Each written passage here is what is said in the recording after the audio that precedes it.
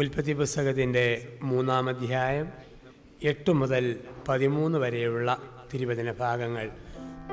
വെയിലാറിയപ്പോൾ ദൈവമായ കർത്താവ് തോട്ടത്തിൽ ഉലാത്തുന്നതിൻ്റെ ശബ്ദം അവർ കേട്ടു. പുരുഷനും ഭാര്യയും അവിടുത്തെ മുമ്പിൽ നിന്ന് മാറി തോട്ടത്തിലെ മരങ്ങൾക്കിടയിൽ ഒളിച്ചു. അവിടുന്ന് പുരുഷനെ വിളിച്ച് ചോദിച്ചു, നീ എവിടെയാണ്?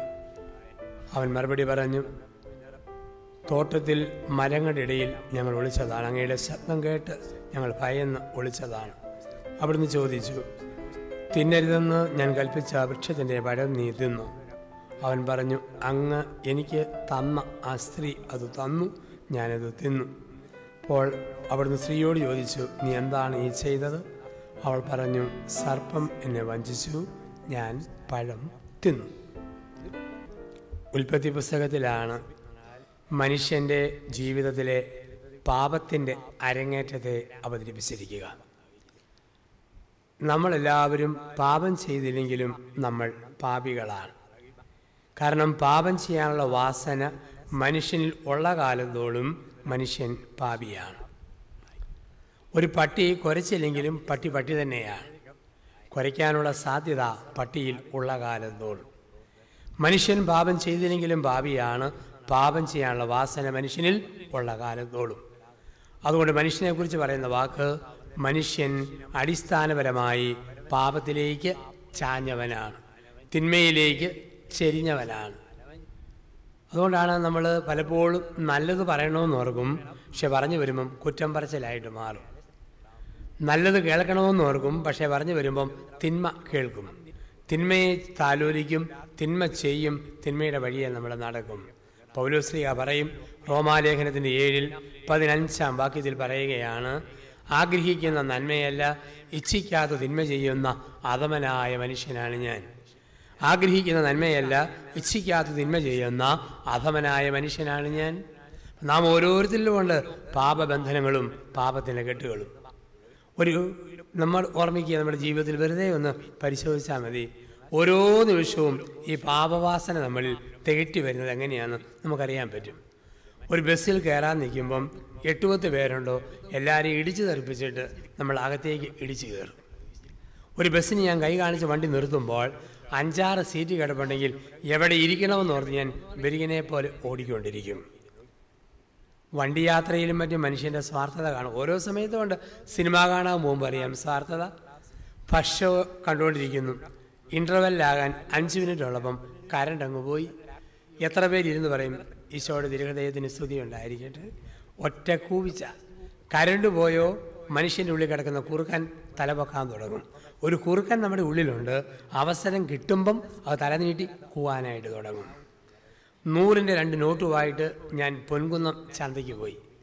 ഒന്ന് കീറിപ്പറഞ്ഞ് അക്കം തോരണം പോലെ ഞാന്ന് കിടക്കുന്ന പഴഞ്ചൻ നോട്ട്, മറ്റേത് റിസർവ് ബാങ്കിൻ്റെ മഷിമായാത്ത പുത്തൻ നോട്ട്. എനിക്ക് പച്ചക്കറിയും മേടിക്കണം, പച്ചമത്തിയും മേടിക്കണം. ആദ്യമേ ഞാൻ പോയി 80 രൂപയുടെ പച്ചക്കറി മേടിച്ചു. ഏത് നോട്ട് ഞാൻ ആദ്യം കൊടുക്കും? കീറിപ്പറഞ്ഞ് നമ്പർ തോരണം പോലെ ഞാന്ന് കിടക്കുന്ന പഴഞ്ചൻ നോട്ട്. മറ്റേത് 5 മിനിറ്റ് കഴിഞ്ഞ് മീൻകാരൻ കൊണ്ടുപോകും. എന്നാലും അത്രയും നേരം കൂടെ മുറുകെ പിടിക്കാമല്ലോ. ഈ പ്രവണത നാം ഓരോരുത്തരിലും ഉണ്ട്, അടിസ്ഥാനപരമായിട്ടുള്ള ഈ പ്രവണത.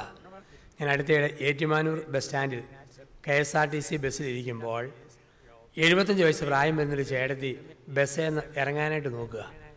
ഈ തള്ള കുട കക്ഷത്തിൽ വെച്ച് അടുക്ക് കുലുക്കി കവണി പിടിച്ചിട്ട് തള്ളിത്തള്ളി പുറത്തേക്ക് ഇറങ്ങുമ്പം 8-10 ചെറുപ്പക്കാരകത്തേക്ക് തള്ളിത്തള്ളി കയറുക. ഈ അമ്മച്ചി മടുത്തു. 2 മിനിറ്റ് ആയിട്ടും ഇറങ്ങാൻ പറ്റുന്നില്ല. ഉടനെ അമ്മ ഒരു കമൻറ്റ് പറയുന്നത് കേട്ടു, പൊന്നു മക്കളെ, ഒരു കാര്യം ഓർത്തോണം, നിങ്ങൾക്ക് ഈ വണ്ടിയിലല്ലാതെ വേറെ ഏത് വണ്ടിയെ വേണമെങ്കിലും കയറാൻ പറ്റും. പക്ഷേ എൻ്റെ അവസ്ഥയെന്ന് ഓർത്ത് എനിക്ക് ഈ വണ്ടിയെന്നല്ലാതെ ഏതെങ്കിലും വണ്ടിയെന്ന് പുറത്തോട്ട് ഇറങ്ങാനായിട്ട് പറ്റുമോ? അപ്പോൾ വണ്ടിയാത്രയെ കാണാം മനുഷ്യൻ്റെ സ്വാർത്ഥത. ഓരോ നിമിഷത്തിലും ഈ മനുഷ്യൻ്റെ സ്വാർത്ഥത, പാപബന്ധനങ്ങൾ നമ്മൾ കാണുന്നു. എങ്ങനെയാണ് ഈ പാപം മനുഷ്യനിൽ അരങ്ങേറിയത് എന്ന് വളരെ നാടകീയമായിട്ട്, വളരെ മനോഹരമായിട്ട് അവതരിപ്പിക്കുകയാണ് ഉൽപ്പത്തി പുസ്തകത്തിൻ്റെ 3-ാം അധ്യായത്തിൽ നാടകീയമായ ആവിഷ്കരണം. നമ്മുടെയൊക്കെ മുതുമുത്തശ്ശി ഹൗവാ വല്യമ്മച്ചി സായാഹ്ന സവാരിക്ക് ഏത്തൻ തോട്ടത്തിലൂടെ ഒറ്റയ്ക്ക് ഉലാത്തുമ്പോൾ നുണയൻ്റെ അപ്പൻ്റെ അപ്പൻ മുതുമുത്തപ്പൻ പാമ്പിൻ്റെ രൂപത്തിൽ ഏത്തൻ തോട്ടത്തിൽ പ്രത്യക്ഷപ്പെട്ടു. എന്നിട്ടൊരു ചോദ്യം, മണ്ടിപ്പെണ്ണെ ഹൗവാ, വിശക്കുന്നില്ലേടി? അവൾ ചോദിച്ച് വിശക്കുന്നോന്നോ? കുടല് കരിയുന്ന രൂക്ഷഗന്ധം മുകളിൽ അടിച്ചു കയറുന്നു. അത്രയ്ക്കും കട്ടിയുള്ള വിശപ്പ്.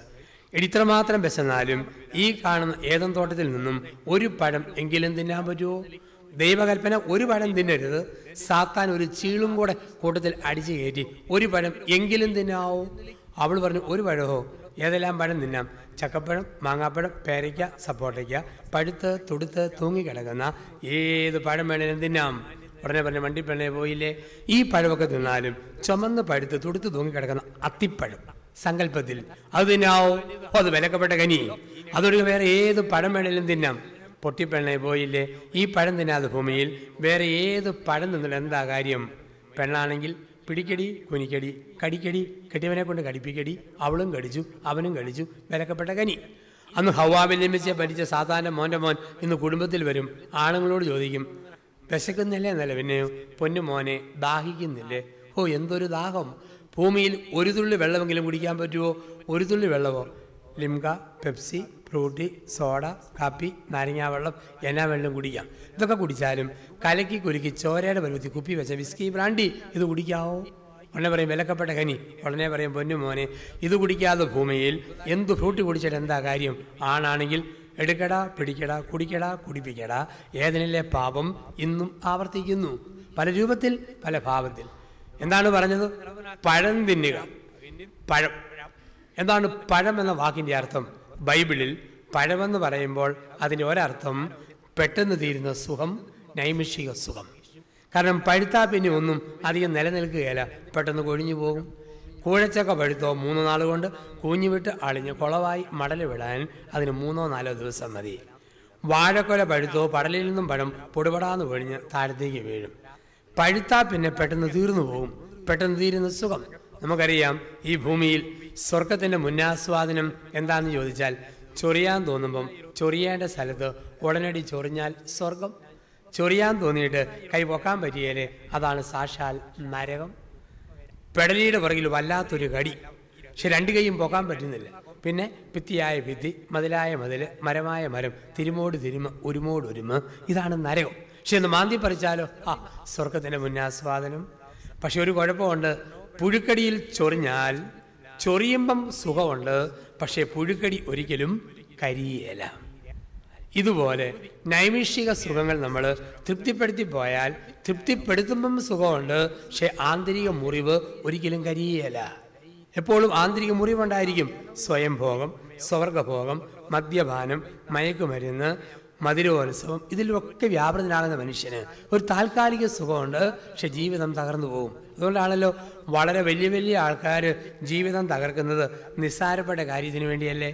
ഒരു പന്നിയെലി അതിൻ്റെ വിലപ്പെട്ട ജീവൻ സമർപ്പിക്കുന്നത് ഇന്ത്യൻ പട്ടാളത്തിൽ ചേർന്ന് പാകിസ്ഥാനെ അറ്റാക്ക് ചെയ്യാൻ പോയിട്ടല്ല, പിന്നെയോ ഒരു ഉണക്കമീൻ്റെ തലയ്ക്കും ഒരു തേങ്ങാപ്പൂളിനും വേണ്ടിയാണ്. ഇതാണ് പഴം തിന്നുക. ഒരു നിമിഷത്തിന് സുഖം തേടുക, ഒരു നൈമിഷികമായ സുഖം. ആ സുഖം തേടി മനുഷ്യൻ വീണു എന്ന് പറഞ്ഞാൽ ദൈവത്തിൻ്റെ സ്വരത്തിന് പകരം സാത്താൻ്റെ സ്വരത്തിന് കാതുകൊടുക്കുക. ഇതായിരുന്നു പർദീസായിലെ പാപം. ദൈവത്തിൻ്റെ സ്വരത്തിന് പകരം സാത്താൻ്റെ സ്വരത്തിന് കാതുകൊടുത്തു. അതായിരുന്നു ഏദൻ തോട്ടത്തിലെ പാപത്തിൻ്റെ അരങ്ങേറ്റം എന്നാണ് നമ്മൾ പറയുക. അപ്പം തിന്മ മനുഷ്യൻ്റെ ജീവിതത്തിലേക്ക് കടന്നു വരികയാണ്. അന്ന് വരെ മനുഷ്യന് ഒളിക്കാനും മറയ്ക്കാനും ഒന്നുമില്ല. അന്നു മുതൽ മനുഷ്യൻ ഒളിക്കുന്നവനും മറയ്ക്കുന്നവനുമായിട്ട് മാറി. അവൻ്റെ ജീവിതത്തിൽ ഒളിക്കലുകളും മറയ്ക്കലുകളും ആരംഭിച്ചു. അന്ന് വരെ ജീവിതം തുറന്ന പുസ്തകം, ഉൽപ്പത്തി പുസ്തകം 2-ാം അധ്യായത്തിന്റെ 25-ാം തിരുവചനത്തിൽ നമ്മൾ വായിക്കുന്നു, പുരുഷനും സ്ത്രീയും നഗ്നരായിരുന്നു, പക്ഷെ അവർക്ക് ലജ്ജ തോന്നിയിരുന്നില്ല. എന്ന് പറഞ്ഞാൽ തുണിയില്ലാത്ത അവസ്ഥ എന്നല്ല. ദൈവത്തെ ഒളിക്കാൻ ഭാര്യാഭർത്താക്കന്മാർക്ക് ഒന്നുമില്ല, ഭർത്താവിനെ ഒളിക്കാൻ ഭാര്യയ്ക്കൊന്നുമില്ല, ഭാര്യയെ ഒളിക്കാൻ ഭർത്താവിനൊന്നുമില്ല. പുരുഷനും സ്ത്രീയും നഗ്നരായിരുന്നു, ലജ്ജ തോന്നിയിരുന്നില്ല. ഒളിക്കാനുമില്ല മറയ്ക്കാനുമില്ലാത്ത അവസ്ഥ. പഴയ നിയമത്തിൽ നഗ്നതയെന്ന് പറഞ്ഞാൽ പരിപൂർണ സ്വാതന്ത്ര്യം എന്നാണ് അർത്ഥം. അതുകൊണ്ടാണ് ദാവീദ് രാജാവ് വാഗ്ദാന പേടകമെടുത്തുകൊണ്ട് യോർദാന്റെ വെള്ളത്തിൽ ചവിട്ടുമ്പോൾ തുണിയുരിഞ്ഞ് തോളയിലിട്ട് നഗ്നനായി നൃത്തം ചവിട്ടി. പരിപൂർണ സ്വാതന്ത്ര്യം. ചില കള്ളുകുടിയന്മാർക്ക് വേണ്ടി സ്വാതന്ത്ര്യം. എന്തോ ഒരു സ്വാതന്ത്ര്യമാ. ഭാര്യയോ മക്കളെയോ ലോകത്തെ ഒന്നും മറയ്ക്കാനില്ല. തുറന്ന പുസ്തകം പോലെ ജീവിതം. ഞാൻ കഴിഞ്ഞ ക്രിസ്മസിന് പാലാ KSRTC ബസ് സ്റ്റാൻഡിൻ്റെ മുമ്പിലൂടെ കടന്നു പോകുമ്പോൾ 2 കുടിയന്മാർ റോഡ് സൈഡിൽ നിൽക്കുന്നു. ഒരുത്തൻ നൂൽ ബന്ധമില്ലാതെ ജനിച്ച പാടെ ഗാന്ധി പ്രതിമ പോലെ കരിങ്കൽ സ്റ്റാച്യു പോലെ വളഞ്ഞു നിൽക്കുന്നു. വേറൊരു കുടിയനാണെങ്കിൽ ഒരു പീറത്തുണി അരയിൽ ഉടുത്തില്ല പരുവത്തിൽ ഇങ്ങനെ ചുറ്റി വെച്ചിട്ടുണ്ട്. ഞാൻ വണ്ടിയെ പോയപ്പം തുണിയുള്ള കുടിയൻ തുണിയില്ലാത്ത കുടിയനോട് പറയുക, എടാ നാണം കെട്ടവനെ, പൂസായെന്നും കണ്ട് ബോധം തീർത്തു പോയേക്കരുത്. ആ പോയത് ഒരു വൈദികനാണെന്ന് ഓർമ്മ വേണം. നമ്മൾ തിരുസഭയുടെ മക്കളാണെന്നും ഓർത്തോണം. എത്ര പൂസായാലും എടാ നിന്റെ നാണം പോയാലും എനിക്കത് പോയിട്ടില്ല, എനിക്കത് ഉണ്ടടാന്നും പറഞ്ഞ് ഇവൻ്റേത് പറിച്ച് അവനെ ഒടിപ്പിക്കുന്ന കുടിയൻ. ഒളിക്കാനുമില്ല, മറയ്ക്കാനുമില്ല. ജീവിതം ഒരു തുറന്ന പുസ്തകം. കള്ളുകുടിയനായ മത്തായിച്ചേട്ടൻ പള്ളിയുടെ വാതിലൂടെ പോയപ്പോൾ വികാരീച്ചൻ പറഞ്ഞു, എപ്പോൾ നോക്കിയാലും മത്തായി നിൻ്റെ മുണ്ട് അരയിലല്ല തോളയിലാണ് കാണുക. അതുകൊണ്ട് മത്തായിയോട് എനിക്ക് പറയാനുള്ള കാര്യം ഇതാണ്, നീ നിൻ്റെ മദ്യപാനത്തെ ക്രൂശിക്കണം, മോഹങ്ങളെ പെട്ടിയിലാക്കണം, ഇച്ഛകളെ കല്ലറ വെച്ച് പൂട്ടണം, നീ പുതിയ ഒരു മനുഷ്യനായിട്ട് മാറണം. മത്തായി സമ്മതിച്ചു. അച്ഛൻ ഒന്നുകൂടെ പറഞ്ഞു, മദ്യപാനത്തെ ക്രൂശിക്കണം, മോഹങ്ങളെ പെട്ടിയിലാക്കണം, ഇച്ഛകളെ കല്ലറ വെച്ച് പൂട്ടണം. മത്തായി വീണ്ടും മൂളി. 2 ആഴ്ച കഴിഞ്ഞ് അച്ഛൻ നോക്കുമ്പോൾ മത്തായി തുണി കോലെ പോക്കി പട്ടം പറപ്പിക്കുന്ന പോലെ റോഡിലൂടെ നടന്നു പോകുന്നു. അച്ഛൻ പറഞ്ഞു, മത്തായി ഞാൻ പറഞ്ഞില്ലേ മദ്യപാനത്തെ ക്രൂശിക്കണം, മോഹങ്ങളെ പെട്ടിയിലാക്കണം, ഇച്ഛകളെ കല്ലറ വെച്ച് പൂട്ടണമെന്ന്. എന്നിട്ട് നീ എന്തേ അങ്ങനെയൊന്നും ചെയ്യാതിരുന്നത്? അവൻ പൊന്നച്ച, അച്ഛൻ പറഞ്ഞതുപോലെ മദ്യപാനത്തെ ക്രൂശിച്ചു, മോഹങ്ങളെ പെട്ടിയിലാക്കി, ഇച്ഛകളെ കല്ലറ വെച്ച് പൂട്ടി. പക്ഷേ എൻ്റെ അച്ഛ, അതെല്ലാം അവനോടൊപ്പം 3-ാം ദിവസം ഉയർത്തു വന്നു നിത്യകാലം ജീവിക്കാനായിട്ട്. ഇപ്പം മനുഷ്യൻ പാപത്തിന് വിൽക്കപ്പെട്ട മനുഷ്യനാണ്. പാപത്തിൻ്റെ അധമ വാസനകൾ മനുഷ്യൻ്റെ ജീവിതത്തിൽ കടന്നു വന്നിട്ടുണ്ട്. അതിൽ നിന്നും ഒരു മോചനം ആവശ്യം. തിന്മ ചെയ്ത മനുഷ്യൻ ഒളിച്ചു മറച്ചു. നമ്മൾ കാട്ടുന്നു, കാട്ടുപന്ത ചെടികൾക്കിടയിൽ ഒളിച്ചു, ഭൂമിയിൽ കിട്ടാവുന്ന എല്ലാ ഇലയും പറിച്ചെടുത്തു. എന്നിട്ട് ഒരു സംശയം, നഗ്നത ശരിക്കും മറഞ്ഞോ ഇല്ലയോ? ആദ്യ വെപ്രാളത്തിന് കൈ കിട്ടിയത് ചൊറിയുണങ്ങിൻ്റെ ഇല, അതൊടുത്തു. അന്ന് മുതൽ ചില കെട്ടിയവന്മാർക്ക് പെമ്പർനൂത്തിയെ കാണുമ്പോൾ ചോദിച്ചില്ല, ചില പെണ്ണുങ്ങൾക്ക് കെട്ടിയവനെ കാണുമ്പോൾ ചോദിച്ചില്ല, ചില ആൾക്കാർക്ക് അച്ഛന്മാരെ കാണുമ്പോൾ ചോദിച്ചില്ല. ഈ ചൊറിയുന്ന ചരിത്രം, ഒളിക്കുന്ന ചരിത്രം, മറയ്ക്കുന്ന ചരിത്രം ഏതും തോട്ടത്തിൽ ആരംഭിച്ചു എന്നാണ് പറയുക. ഒളിക്കലും മറയ്ക്കലും ആരംഭിച്ചു. പിന്നെ നമ്മൾ കാണുന്നത് പാപത്തിൻ്റെ പ്രത്യാഘാതങ്ങളാണ്. നമ്മൾ വായിച്ചു കേട്ട ഉൽപ്പത്തി പുസ്തകത്തിൻ്റെ 3-ാം അധ്യായത്തിൽ 8 മുതൽ 13 വരെയുള്ള വചനങ്ങളുടെ വെളിച്ചത്തിലെടുത്താൽ എന്താണ് പാപമെന്ന് ചോദിച്ചാൽ 4 വ്യാഖ്യാനങ്ങൾ വചനം നമുക്കായി തരുന്നു. 1, പാപമെന്ന് പറയുന്നത് ഒരാൾ സ്വന്തം സ്വാർത്ഥതയുടെ ലോകത്തിലേക്ക് ഒതുങ്ങുന്നതാണ്. എന്താണ് പാപം? ഒരു വ്യക്തി സ്വന്തം സ്വാർത്ഥതയുടെ ലോകത്തിലേക്ക് ഒതുങ്ങുന്നതാണ് പാപം. തിന്മ ചെയ്യുന്നതിന് മുമ്പ് ആദ്യ മാതാപിതാക്കൾ ചിത്രശലഭങ്ങളെ പോലെ, പൂമ്പാറ്റകളെ പോലെ, വാനമ്പാടിയെപ്പോലെ പറന്നുല്ലസിച്ച് നടന്നു. തിന്മ ചെയ്ത മനുഷ്യൻ ഒളിക്കാനും മറയ്ക്കാനും തുടങ്ങി. ദൈവമായ കർത്താവ് ഇന്ന് ചോദിക്കുന്നു, മകനെ മകളെ, നിന്റെ സ്വാർത്ഥതയുടെ ലോകത്തിലേക്ക് നീ ഒതുങ്ങിയ ആളാണ്. ഞാൻ, എൻ്റെ ഭാര്യ, എൻ്റെ ഭർത്താവ്, എൻ്റെ മക്കൾ, എൻ്റെ വീട്, എൻ്റെ പറമ്പ്, എൻ്റെ റബ്ബർ, എൻ്റെ കോഴി, എൻ്റെ ആട്, എൻ്റെ പശു, അങ്ങനെ ഞാൻ അങ്ങനെ ഒതുങ്ങിപ്പോയ മനുഷ്യനാണോ ഞാൻ? അതല്ലേ ബൈബിളിലെ ഒരു പാപമെന്ന് പറയുക. പോഷനായ ധനികൻ അവൻ പറഞ്ഞതെന്താ? ഞാൻ എൻ്റെ അറപ്പര പൊളിക്കും, എൻ്റെ അറപ്പര ധാന്യങ്ങൾ കൊണ്ട് നിറയ്ക്കും, എന്നിട്ട് ഞാൻ പറയും എൻ്റെ ആത്മാവെ തിന്നു കുടിച്ച് ആഹ്ലാദിക്കുക. അവിടെയാണ് യേശു ചോദിക്കുക, മൂഢനായ മനുഷ്യ, ഇന്ന് രാത്രി നിന്റെ ജീവനെ എടുത്താൽ നിന്റെ ആത്മാവ് എവിടെ? നിന്റെ നിത്യത എവിടെ? അപ്പം നമ്മുടെയൊക്കെ തിന്മയാണ് സ്വന്തം ലോകത്തിലേക്ക് ഒതുങ്ങുക. ബ്രഹ്മാണ്ടൻ കെട്ടിടം പണിത് വെച്ചിരിക്കുന്നു. കെട്ടിടത്തിൻ്റെ മെയിൻ ഗേറ്റിൻ്റെ അവിടെ ബോർഡ്, കടിക്കുന്ന പട്ടിയുണ്ട്, ആരും വന്നേക്കരുത്. പിരിവുകാർ വന്നാൽ പട്ടി അഴിച്ചു വിടും. അച്ഛന്മാരെ കണ്ടാൽ അകത്ത് അടച്ചുകൂടിയിരിക്കും, ഞാനുണ്ടെന്ന് ആരും അറിയണ്ട. ചില മനുഷ്യരിങ്ങനെയുണ്ട്, സ്വന്തം ലോകത്തിലേക്ക് ഒതുങ്ങിപ്പോയി. ആദ്യ മാതാപിതാക്കൾ കാട്ടുപന്ത ചെടികൾക്കിടയിൽ ഒളിച്ചതുപോലെ. അപ്പം ഞാൻ ഒതുങ്ങിപ്പോയ മനുഷ്യനാണോ? എൻ്റെ സ്വാർത്ഥതയുടെ കവചത്തിലേക്ക് ആമയെപ്പോലെ തല ഉള്ളിലേക്ക് വലിച്ച വ്യക്തിയാണോ? എങ്കിൽ ഞാൻ പാപത്തിലാണ്. പാപം ആകാശം ചുരുങ്ങുന്നതാണ്. 2, പാപം ഒരു വലിയ മറവിയാണ്. എങ്ങനെയുള്ള മറവി? ദൈവം പരിപാലിച്ച വഴികളെ വെറുതെ അങ്ങ് മറക്കുക. ദൈവത്തിൻ്റെ ഇടപെടലുകളെ ഒരു നിമിഷം കൊണ്ടങ്ങ് മറക്കുക. ചില ആൾക്കാർക്ക് പെട്ടെന്നല്ലേ മറവി. ഒരാൾ ഡോക്ടറെ സമീപിച്ച് പറഞ്ഞു, ഡോക്ടർ എനിക്ക് ശക്തമായ മറവി. ഡോക്ടർ ചോദിച്ചു, നിന്റെ മറവിക്ക് എന്താ അടയാളങ്ങൾ? അവൻ പറഞ്ഞു, ഡോക്ടറെ എൻ്റെ മറവിക്ക് 12 ലക്ഷണങ്ങളുണ്ട്. എന്തെല്ലാമോ? 1 മറവി, പിന്നെയോ ബാക്കി 11 ഞാൻ മറന്നുപോയി. ഒരു നിമിഷം കൊണ്ടാണ് മനുഷ്യന് മറവി വരിക. വന്ന വഴികളെ മറക്കുന്നത് പാപമാണ്. ദൈവം വച്ചിരിക്കുന്ന ലക്ഷ്യത്തിൽ നിയോഗത്തെ മറക്കുന്നതും പാപമാണ്. അതുകൊണ്ടാണല്ലോ ബൈബിളിൽ 2 പേര് വന്ന വഴികളെ മറന്നു. ഒന്ന് ഹാഗാർ. ഇസ്മയേൽ ജനിച്ചു കഴിഞ്ഞപ്പോൾ ഹാഗാറിന് സാറായോട് പുച്ഛം. സാറായെ പുച്ഛിച്ച് തലക്കനത്തോടെ ഹാഗാർ പോയപ്പോൾ ദൈവം വിളിക്കുന്ന വാക്ക്, സാറായുടെ ദാസിയായ ഹാഗാറെ, നീ എവിടെ പോകുന്നു? നീ ഇസ്മയേലിൻ്റെ അമ്മയാണേലും ഒരു കാര്യം മറക്കരുത്, അടിസ്ഥാനപരമായി നീ ഒരു ദാസിയാണ്. സാറായുടെ ദാസിയായ ഹാഗാറെ, നീ എവിടെ പോകുന്നു? വീണ്ടും യോഹന്നാന്റെ സുവിശേഷം 21-ാം അധ്യായത്തിൽ പത്രോസിനെ യേശു വിളിച്ചു, യോനായുടെ പുത്രനായ ശിമയോനെ. അതിൻ്റെ അർത്ഥം എന്താ? നീ ഏത് പോപ്പായാലും ഏത് മാർപ്പാപ്പയായാലും നിന്റെ അപ്പൻ യോനായുടെ ദേഹത്തുള്ള മത്തിയുടെ ഉളുമ്പിൻ്റെ മണം നീ മറക്കരുത്. വന്ന വഴികളെ മറക്കരുത്. ദൈവം നമ്മളെ എത്രമാത്രം ഉയർത്തിയല്ലേ. പണ്ടത്തെ ചാണകം മെഴുകിയ തറയിൽ നിന്നും നല്ല വാർത്ത ഒരു പുതിയ വീട്ടിലേക്ക് ദൈവം കാലങ്ങളിലൂടെ വളർത്തി. ആവശ്യത്തിനുള്ള ആഹാരം കിട്ടാതിരുന്ന കാലത്തു നിന്നും ഭക്ഷണത്തിൻ്റെ സമൃദ്ധിയിലേക്ക് ദൈവം എത്തി. 50 പൈസ കയ്യിലെടുക്കാനില്ലാഞ്ഞ കാലത്തു നിന്നും എത്രയോ നോട്ടുകളുടെ കാലത്തിലേക്ക് ദൈവം നമ്മളെ ഉയർത്തി. നിസ്സാരപ്പെട്ട കുടുംബങ്ങളിൽ നിന്നും സമൃദ്ധിയിലേക്ക് ദൈവം നമ്മളെ പലരെ ഉയർത്തി. പക്ഷെ അപ്പോൾ നമ്മൾ ഒരിക്കലും പഴയ കാലം മറക്കരുത്. ഞാനിങ്ങനെ കണ്ണാടി നോക്കി മുടി ഈരുകയാണ്, കുലുങ്ങി പാട്ട് പാടിക്കൊണ്ട് മസ്ത് മസ്തികെ എന്നൊക്കെ പാടി ഇങ്ങനെ ഞാൻ മുടി ഈരുമ്പോൾ ദൈവം ഒരു ചോദ്യം, പുത്തമ്പരിക്കൽ കുഞ്ഞേപ്പിയേട്ടൻ്റെ മോനായ ജോസഫേ, നീ എന്നാത്തിനാ ചിരിക്കുന്നത്? കാരണം പറയുന്നത് എന്താ? നീ ഏത് ധ്യാനഗുരുവായാലും നിൻ്റെ അപ്പൻ്റെ ദേഹത്തുള്ള ഒട്ടുപാലിൻ്റെ മണം നീ മറക്കരുത്. വന്ന വഴികളെ മറക്കരുത്. എത്തേണ്ട നിയോഗങ്ങളെ മറക്കരുത്. ഞാൻ, എൻ്റെ വീട്ടുപേര്, എൻ്റെ ഷേപ്പ്, എൻ്റെ ഈ മുടി, ഇതൊക്കെ ദൈവം തന്നതാ. ഇതിനോട് പൊരുത്തപ്പെട്ടില്ലേ പറ്റുള്ളൂ. അമേരിക്കയിലും വരും ധ്യാനിപ്പിക്കാൻ ചെല്ലുമ്പോൾ അവർ പറയും, അച്ഛാ $1,500 ശരിക്കും അങ്ങ് മുടക്കി കഴിയാമെങ്കിൽ അച്ഛൻ്റെ മുടി കാലാകാലം കോല് പോലെ നീട്ടി നിർത്താം.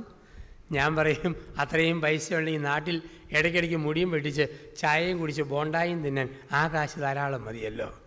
എയർപോർട്ടിൽ നിന്ന് കറമ്പി പെണ്ണുങ്ങൾ ബാഗും തള്ളിക്കൊണ്ട് പുറകെ വരും. അപ്പം അങ്ങനെ വരുമ്പോൾ ഈ പെണ്ണുങ്ങൾ എന്നെ നോക്കും. കറുത്ത പെണ്ണുങ്ങൾക്ക് എന്നെ ഈ നീഗ്രോ പെണ്ണുങ്ങൾക്ക് ഭയങ്കര ഇഷ്ടം. കാരണം നിറം മാറ്റം ഉണ്ടെങ്കിലും മുടി അവളുടേതുപോലെയാണ്. അവളിങ്ങനെ നോക്കിയിട്ട് ചിലപ്പം ചോദിക്കും, are you from Ethiopia? Are you from Ethiopia? ഇങ്ങനെ എത്യോപ്യയിൽ നിന്നാണ്. ഞാൻ പറയും, no, I am from the land of tapioca. ഇതാണ് നമ്മുടെ നാട്. ഇപ്പം ജനിച്ച നാടിനെ മറക്കാൻ പറ്റുമോ? കിട്ടിയ രൂപത്തെ മറക്കാൻ പറ്റുമോ? കിട്ടിയ ഷേപ്പിനെ മറക്കാൻ പറ്റുമോ? പാപം ഒരു മറവിയാണ്. 3, പാപം ഒരു ജീർണതയാണ്. പാപം ഒരു ജീർണിക്കലാണ്, ജീർണതയാണ്. പറുദീസായുടെ പടിവാതിൽ നിന്നും ആദ്യ മനുഷ്യൻ ജീർണിച്ച് ഇറങ്ങിപ്പോയി. ധൂർത്തപുത്രൻ പിതാവിൻ്റെ ഊട്ടുമേശയിൽ നിന്നും പന്നിക്കുഴിയിലേക്ക് താന്നുപോയി. പാപം ഒരു ജീർണതയാണ്, ഒരു ഇറക്കത്തിൻ്റെ ഒരു അന്തരീക്ഷമാണ്. പാപത്തിൻ്റെ ഈ ഇറക്കം നമ്മുടെയൊക്കെ ജീവിതത്തിലുണ്ട്. എന്താണ് ഈ പടിയിറക്കമെന്ന് പറയുക? ദൈവം നൽകിയ ജീവിതാന്തസ്സിന് ചേരാത്ത സംസാരമോ പെരുമാറ്റമോ പ്രവൃത്തിയോ ഉണ്ടെങ്കിൽ അതിന് വിളിക്കുന്ന വാക്ക് പടിയിറക്കം. ഒരച്ഛനെന്ന രീതിയിൽ എൻ്റെ ഒരു വൈദികൻ്റെ അന്തസ്സിന് ചേരാത്ത, വിലയ്ക്ക് ചേരാത്ത സംസാരങ്ങൾ പ്രവൃത്തികളുണ്ടായാൽ എൻ്റെ പടിയിറക്കം. ഒരപ്പൻ്റെ, ഒരമ്മയുടെ, ഒരു ഭർത്താവിൻ്റെ, ഒരു ഭാര്യയുടെ നിലവിട്ടുള്ള സംസാരമോ പ്രവൃത്തിയോ ബന്ധങ്ങളോ വന്നാൽ അത് ജീർണിക്കലാണ്, ജീർണതയാണ്. അപ്പം അങ്ങനെ എന്തെങ്കിലും നമുക്ക് സംഭവിക്കുന്നുണ്ടോ? ഉണ്ടെങ്കിൽ അതിനെ വിളിക്കുന്ന വാക്ക് പാപം. 4, പാപമെന്ന് പറയുന്നത് 4 ബന്ധങ്ങളിൽ വീഴുന്ന വിള്ളലാണ്. പറുദീസയിൽ മനുഷ്യൻ്റെ 4 ബന്ധങ്ങളിൽ വിള്ളൽ വീണു. ഏതെല്ലാം ബന്ധങ്ങളിലാണ് വിള്ളൽ വീണത്? ഇതേ വിള്ളലാണ് ഇന്ന് നിങ്ങൾക്കും എനിക്കും ഇവിടെ ഇന്ന് സംഭവിക്കുക. 4 ബന്ധങ്ങളിൽ വീഴുന്ന വിള്ളൽ. 1, ദൈവ-മനുഷ്യ ബന്ധം. 2, മനുഷ്യ ബന്ധം. 3, മനുഷ്യ മനസാക്ഷി ബന്ധം. 4, മനുഷ്യ പ്രപഞ്ച ബന്ധം. പറുദീസയിൽ 4 ബന്ധങ്ങളിൽ വിള്ളൽ വീണു. ഇന്ന് ഈ ധ്യാന ദിവസം നമ്മളൊന്ന് പരിശോധിക്കണം, നമ്മുടെ ബന്ധങ്ങളിൽ വിള്ളൽ വീണിട്ടുണ്ടോ? ദൈവ-മനുഷ്യ ബന്ധത്തിൽ വിള്ളൽ വീണോ? ദൈവം ചോദിച്ചു, ആദം നീ എവിടെ? നീ എന്തേ എന്നെ പേടിച്ച് ഒളിച്ചിരിക്കുന്നത്? പാവം പറഞ്ഞു, നിന്നെ ഞങ്ങൾക്ക് പേടിയാ. ദൈവ-മനുഷ്യ ബന്ധത്തിലെ വിള്ളൽ നമുക്കിടയിലുമുണ്ട്. കുമ്പസാരിക്കാൻ മടി, കുർബാനയ്ക്ക് പോകാൻ മടി, പ്രാർത്ഥിക്കാൻ മടി, ബൈബിൾ വായിക്കാൻ മടി, ദൈവവുമായി ബന്ധപ്പെട്ട സകലത്തിൽ ഒരു മടി, ഒരു ബുദ്ധിമുട്ട്, ഒരു മനപ്രയാസം. എങ്കിൽ ദൈവവുമായുള്ള ബന്ധത്തിൽ വിള്ളൽ വീണ മനുഷ്യനാണ് ഞാൻ. എപ്പോഴെല്ലാം മനുഷ്യൻ്റെ ജീവിതത്തിൽ ദൈവവുമായുള്ള ബന്ധത്തിൽ വിള്ളൽ വീഴുവോ അപ്പോഴൊക്കെ ദൈവം ചോദ്യങ്ങളുമായിട്ട് വരും. അതാണല്ലോ ലോകത്തിലെ ഒന്നാമത്തെ ചോദ്യം. ഏദൻ തോട്ടത്തിലെ കന്യമണ്ണിൽ മനുഷ്യന്റെ മനസ്സാക്ഷിയിൽ യുഗാദിയിൽ ദൈവം കോറിയിട്ട ചോദ്യം. ഉൽപ്പത്തി 3:9, ആദാം നീ എവിടെ? ഈ ചോദ്യം ഇന്ന് ഇവിടെ നമ്മോട് ചോദിക്കുന്നു. മകനെ നീ എവിടെ? ആദം നീ എവിടെ? പാർട്ടി ഓഫീസിൽ, ചായക്കടകളിൽ, പീഡിക വരാന്തിയിൽ, പൊതുപ്രവർത്തന രംഗത്തൊക്കെയുണ്ട്. പക്ഷേ കുർബാനയ്ക്ക് കാണുന്നില്ലല്ലോ, ധ്യാനിക്കാൻ കാണുന്നില്ലല്ലോ, സന്ധ്യാപ്രാർത്ഥനയ്ക്ക് കാണുന്നില്ലല്ലോ, കുമ്പസാരത്തിന് കാണുന്നില്ലല്ലോ, ബൈബിൾ വായിക്കാൻ കാണുന്നില്ലല്ലോ. ആദം നീ എവിടെ? ഇന്ന് രാത്രി നിന്റെ ജീവനെ എടുത്താൽ നിന്റെ നിത്യത എവിടെ? ഈ ചോദ്യം ആവർത്തിക്കുന്നു. രണ്ടാമത്തെ ചോദ്യം മനുഷ്യ ബന്ധത്തിൽ വിള്ളൽ വീണപ്പോഴാണ്. മനുഷ്യ ബന്ധത്തിൽ വീഴുന്ന വിള്ളലാണ് പാപം. കായേൻ നിന്റെ സഹോദരനായ ആബേൽ എവിടെ? ഉൽപ്പത്തി 4:9. കായേൻ നിന്റെ സഹോദരനായ ആബേൽ എവിടെ? നമ്മോടും ചോദിക്കുകയാണ്, മകനെ നിന്റെ ഭാര്യയുമായുള്ള ബന്ധത്തിൽ നീ എവിടെ നിൽക്കുന്നു? മോളെ നിന്റെ ഭർത്താവുമായുള്ള ബന്ധത്തിൽ എവിടെ നിൽക്കുന്നു? അയൽവാസികളുമായുള്ള ബന്ധത്തിൽ എവിടെ നിൽക്കുന്നു? ഏതെങ്കിലും കാരണത്താൽ എൻ്റെ ഭാര്യ വീട്ടുകാരോട് പിണങ്ങിയിരിക്കുന്ന ഒരു ഭർത്താവാണോ ഞാൻ? എന്തെങ്കിലും കാരണത്താൽ ഭർത്താവിൻ്റെ വീട്ടുകാരിൽ നിന്നും പിണങ്ങി നിൽക്കുന്ന ഒരു ഭാര്യയാണോ ഞാൻ? ചില ആൾക്കാരുടെ പിണക്കം കാരണം അവരെൻ്റെ വീട്ടിൽ വരുന്നത് എനിക്കിഷ്ടമല്ല. അവരുടെ വീട്ടിൽ ഞാനും പോകത്തില്ല, അവരെൻ്റെ വീട്ടിലും വരാൻ പാടില്ല. ചിലരെ വഴി വെച്ച് കാണുമ്പോൾ വിമിഷ്ടത്തോടെ ഞാൻ വഴിമാറി നടക്കുന്നു. അപ്പം അവിടെയാണ് ചോദ്യം, കായേൻ നിന്റെ സഹോദരനായ ആബേൽ എവിടെ? ആരോടെങ്കിലും പിണക്കോ വിദ്വേഷമോ ഉണ്ടോ? രമ്യതപ്പെടുക. ഒരു ധ്യാനം എന്ന് പറയുന്നത് അടിസ്ഥാനമായി 2 കാര്യങ്ങൾക്ക് വേണ്ടിയാണ്. ദൈവത്തോട് ബന്ധം സ്ഥാപിക്കുക, മനുഷ്യരോട് ബന്ധം സ്ഥാപിക്കുക. അതിന് സഹായിക്കുന്നവ മാത്രമാണ് ധ്യാനം. ദൈവത്തിൽ നിന്നകന്നു മനുഷ്യനെ നകലും. അതുകൊണ്ടല്ലേ ആദ്യ മാതാപിതാക്കൾ ദൈവത്തിൽ നിന്നകന്നപ്പോൾ അവർ തമ്മിൽ അകുന്നു. അവർ തമ്മിൽ അകന്നപ്പോൾ മൂത്ത മകൻ ഇളയവനെ കൊന്നു. എല്ലാ തകർച്ചയുടെ ആരംഭം ദൈവവുമായുള്ള ബന്ധം മുറിച്ചതാണ്. ഇപ്പം മനുഷ്യ ബന്ധത്തിൽ വിള്ളൽ വീണിട്ടുണ്ടോ? തിരുത്താൻ ദൈവം വിളിക്കുന്നു. 3, മനുഷ്യ മനസ്സാക്ഷി ബന്ധത്തിൽ വിള്ളൽ വീണു. ദൈവം ചോദിച്ചു, ആദം ഹവ്വ നിങ്ങളുടെ അരയിൽ എന്താ പൊതിഞ്ഞു വെച്ചിരിക്കുന്നത്? അവർ പറഞ്ഞു, അത്തിമരത്തിൻ്റെ ഇല കൊണ്ടുള്ള അരക്കച്ച. അതെന്തിനാ ഉടുത്തത്? ഞങ്ങൾ നഗ്നരായതുകൊണ്ട്. ആര് പറഞ്ഞു നഗ്നരാണെന്ന്? ഞങ്ങൾക്ക് തോന്നിത്തുടങ്ങി. മനുഷ്യനെ ഒളിക്കാനും മറയ്ക്കാനും തുടങ്ങി. അതാണ് പൗലോസപ്പോസ്തലൻ പറയുക, ആഗ്രഹിക്കുന്ന നന്മയല്ല ഇച്ഛിക്കാത്ത തിന്മ ചെയ്യുന്ന അധമനായ മനുഷ്യനാണ് ഞാൻ. മനുഷ്യനെ മനസ്സാക്ഷിയിൽ വിള്ളൽ വീണു. അവനെ തന്നെ ഒളിക്കാൻ തുടങ്ങി. നമ്മൾ ഓർത്ത് നോക്കുക, ഒളിക്കലും മറയ്ക്കലും പ്രായം മുന്നോട്ട് കൂടുമ്പോഴാണ്. കുഞ്ഞുനാളിൽ ഒളിക്കാനും മറയ്ക്കാനും വല്ലതും ഉണ്ടോ? കൊച്ചു പിള്ളേർക്ക് ഒളിക്കാനുമില്ല മറയ്ക്കാനുമില്ല. എന്നാ ചോദിച്ചാലും നേരെ വാ നേരെ പോ. ഒരച്ഛൻ പള്ളിയിൽ കുർബാന അർപ്പിച്ചു. തിരുവോസി ഉയർത്തിക്കൊണ്ട് അച്ഛൻ പറഞ്ഞു, ഞാൻ സ്വർഗത്തിൽ നിന്നിറങ്ങിയ ജീവനുള്ള അപ്പമാകുന്നു. ഇത് ഭക്ഷിക്കുന്നവർ മരിച്ചാലും നിത്യം ജീവിക്കും. ഇത് കണ്ട പാടൊരു കൊച്ചു ചെറുക്കൻ അടുത്ത് നിന്ന് കൂട്ടുകാരൻ്റെ തോളെ തട്ടിയിട്ട് പറയുക, കള്ളയച്ഛൻ. അവൻ ചോദിച്ചു, അയനാണ് നീ അങ്ങനെ പറഞ്ഞത്? ഓ, നിത്യം ജീവിപ്പിക്കുന്ന ഈ മുഴുത്തയപ്പം മുഴുവൻ അച്ഛൻ ഒറ്റയ്ക്കും തിന്നും, മരിച്ചു പോകുന്ന ചില്ലറയെല്ലാം കൂടെ നമുക്കും തരും. കുഞ്ഞു മനസ്സിൽ കള്ളമില്ല. എന്നാ കണ്ടാലും കണ്ടതുപോലെ ഉടനടി പറയുക. ഞാൻ ഒരു പള്ളിയിൽ ധ്യാനിപ്പിക്കാൻ രാവിലെ വീട് വഞ്ചിരിക്കാൻ വേണ്ടി ചെന്നപ്പോൾ ഒരു കൊച്ചു പെൺകുഞ്ഞ് അമ്മയുടെ എളിയിലിരിക്കുന്നു. എന്നെ കണ്ട പാടെ കൊച്ച് അമ്മയോട് ചോദിച്ചു, എന്നതാ അമ്മേ ഇത്? അമ്മ പറഞ്ഞു, ഇതല്ല ഈശോയ, സ്തുതിയൊല്ലിക്കോളാൻ പറഞ്ഞു. അമ്മ പറഞ്ഞത് കേട്ട് കുട്ടി സ്തുതിയൊല്ലി. പ്രാർത്ഥന കഴിഞ്ഞ് പോരുമ്പോൾ മുറ്റത്ത് 1-ാം തരം പന്തൽ, അതിൽ നല്ല പച്ച കോവയ്ക്ക തുടുത്ത് തൂങ്ങിക്കിടക്കുന്നു. ഇളം വെയിലത്ത് 5-6 കോവയ്ക്ക പറിച്ച് ഞാൻ കറുമുറ കടിച്ചു തിന്നാൻ തുടങ്ങി. ഉടനെ കൊച്ച് അമ്മയോട് പറയുക, നോക്കമ്മേ ദാണ്ട് ഈശോ നമ്മുടെ കോവയ്ക്ക മൊത്തം പറിച്ചുകൊണ്ട് പോകുന്നു. ഇതാണ് പിള്ള മനസ്സിൽ കള്ളമില്ല എന്ന് പറയുക. ഹൈറേഞ്ചിൽ ഒരു പള്ളിയിൽ ഒരച്ഛൻ വന്നു. വികാരിച്ചൻ സ്ഥലത്തില്ലാഞ്ഞുകൊണ്ട് ആ അച്ഛൻ തൊട്ടടുത്തുള്ള വീട്ടിൽ അദ്ദേഹത്തിന് സ്വന്തക്കാരുടെ വീട്ടിൽ ചെന്നു. ഭക്ഷണമൊക്കെ കഴിച്ചിട്ട് കിടക്കാൻ നേരത്ത് പറഞ്ഞു, 5:30 വിളിച്ചേക്കണം, 6:30 ബസ്സിന് എനിക്ക് പോകാനുള്ളതാണ്. അവർ സമ്മതിച്ചു. അച്ഛൻ കിടന്നുറങ്ങി. വീട്ടിലൊരു കൊച്ചു മോൻ ഉറങ്ങാതെ കുത്തിയിരിക്കുക. അച്ഛനെ വെളുപ്പിനെ 5:30 വിളിക്കാനായിട്ട്. 5:30 5 മിനിറ്റ് മുമ്പ് തന്നെ അവൻ അച്ഛൻ്റെ കാലെ പിടിച്ച് വലിച്ചു. ഏക്കച്ച. അച്ഛൻ എഴുന്നേറ്റു. 6:30 പോകണ്ടേ അച്ഛ? അച്ഛൻ ചിരിച്ചു. അച്ഛൻ നോക്കുമ്പോൾ കയ്യിൽ കോൾഗേറ്റിൻ്റെ പേസ്റ്റ്, പിന്നെ നാക്ക് വടിക്കാൻ വേണ്ടി ഈർക്കിൽ കയറിയ ഒരു ടങ് ക്ലീനർ, പിന്നെ പല്ല് തേക്കാൻ വേണ്ടി ഒരു ടൂത്ത് ബ്രഷ്, അതിൻ്റെ ചകിരിയെല്ലാം വിടർന്നിരിക്കുന്നു, ആരോ തേച്ച് പഴകിയതുപോലെ. അച്ഛൻ ഓക്കാനിക്കാൻ വന്നു. അച്ഛൻ പറഞ്ഞ, മോനെ പേസ്റ്റും ഈർക്കിലിയും വേണം, ബ്രഷ് എനിക്ക് വേണ്ട. അതെന്നാ? അത് നിങ്ങൾ തേക്കുന്ന ബ്രഷാണ്, അച്ഛന് കാണുമ്പോൾ അറിയാം. അപ്പോൾ അവൻ്റെ നിഷ്കളങ്കമായ മറുപടി, എൻ്റെ അച്ഛ, ഇത് ഞങ്ങളാരും തേക്കുന്നതല്ല, വിരുന്നുകാർക്ക് വച്ചിരിക്കുന്നതാണ്. ഇതാണ് അവൻ്റെ നിഷ്കളങ്കമായ മറുപടി. ഒളിക്കാനറിയത്തില്ല, മറയ്ക്കാനറിയത്തില്ല. ഒരു വീട്ടുകാർ അയൽവക്കത്തെ വീട്ടിൽ ഓരോ കുപ്പി പാല് കൊടുക്കുന്നുണ്ടായിരുന്നു. ഒരു ഞായറാഴ്ച രാവിലെ കുടുംബനാഥ പള്ളിയിൽ പോയി അങ്ങേ വീട്ടിൽ പാല് കൊടുത്തിട്ടില്ല. 6 വയസ്സുള്ള മോനെ അകത്താക്കിയിട്ട് പുറത്തുനിന്ന് കുറ്റിയിട്ടിട്ടാണ് പോയിരിക്കുന്നത്. അയൽവക്കത്ത് വിരുന്നുകാർ വന്നപ്പം പാലില്ലാത്തതുകൊണ്ട് അയൽവക്കത്തെ ചേർത്തി പാലിന് വന്നു. പാവം പറഞ്ഞു, അമ്മ 8:30 പള്ളിയിൽ നിന്ന് വരുള്ളൂ, അമ്മ വരാതെ തരാൻ പറ്റിയല്ല. ഉടനെ ആ ചേർത്തി പറയോ, പാലില്ലെങ്കിൽ കാപ്പിക്ക് പറ്റിയല്ലോ. എനിക്കറിയത്തില്ല, അമ്മ വരണം. പാലെവിടെ ഇരിക്കുന്നു? അടുക്കളയിൽ. മോനെടുത്ത് തരാമോ? എന്നെക്കൊണ്ട് പറ്റിയല്ല. ഞാൻ കയറി എടുത്തോട്ടെ? അതും പറ്റിയല്ല. അതെന്നാടാ? എൻ്റെ ചേട്ടത്തി, സത്യം പറയാമല്ലോ, അമ്മ വന്നാലേ എന്തേരം വെള്ളം ചേർക്കണമെന്ന് അമ്മയ്ക്ക് മാത്രമേ അറിയത്തുള്ളൂ. അതുകൊണ്ട് ചേട്ടത്തി എന്നെ നിർബന്ധിച്ചേക്കരുത്. ഇപ്പം പിള്ള മനസ്സിൽ കള്ളമില്ല. മനുഷ്യൻ ഒളിക്കാനും മറയ്ക്കാനും തുടങ്ങുമ്പോൾ, മനസാക്ഷിയിൽ വിള്ളൽ വീഴുമ്പോൾ മനുഷ്യൻ ഒളിക്കലും മറയ്ക്കലും ആരംഭിക്കും. ഇല്ലെങ്കിൽ നേരെ പോ.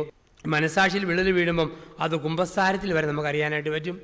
കുമ്പസാരിക്കാൻ വേണ്ടി അച്ഛൻ്റെ അടുക്ക് ചെന്ന് മുട്ടുകുത്തി നിൽക്കുമ്പോഴാണ് ശരിക്കും കുമ്പസാരിക്കാൻ തീരുമാനിച്ച ചെല്ലുക. പക്ഷെ ചെന്ന് നോക്കിയപ്പോഴാണ് പരിചയമുള്ള അച്ഛൻ.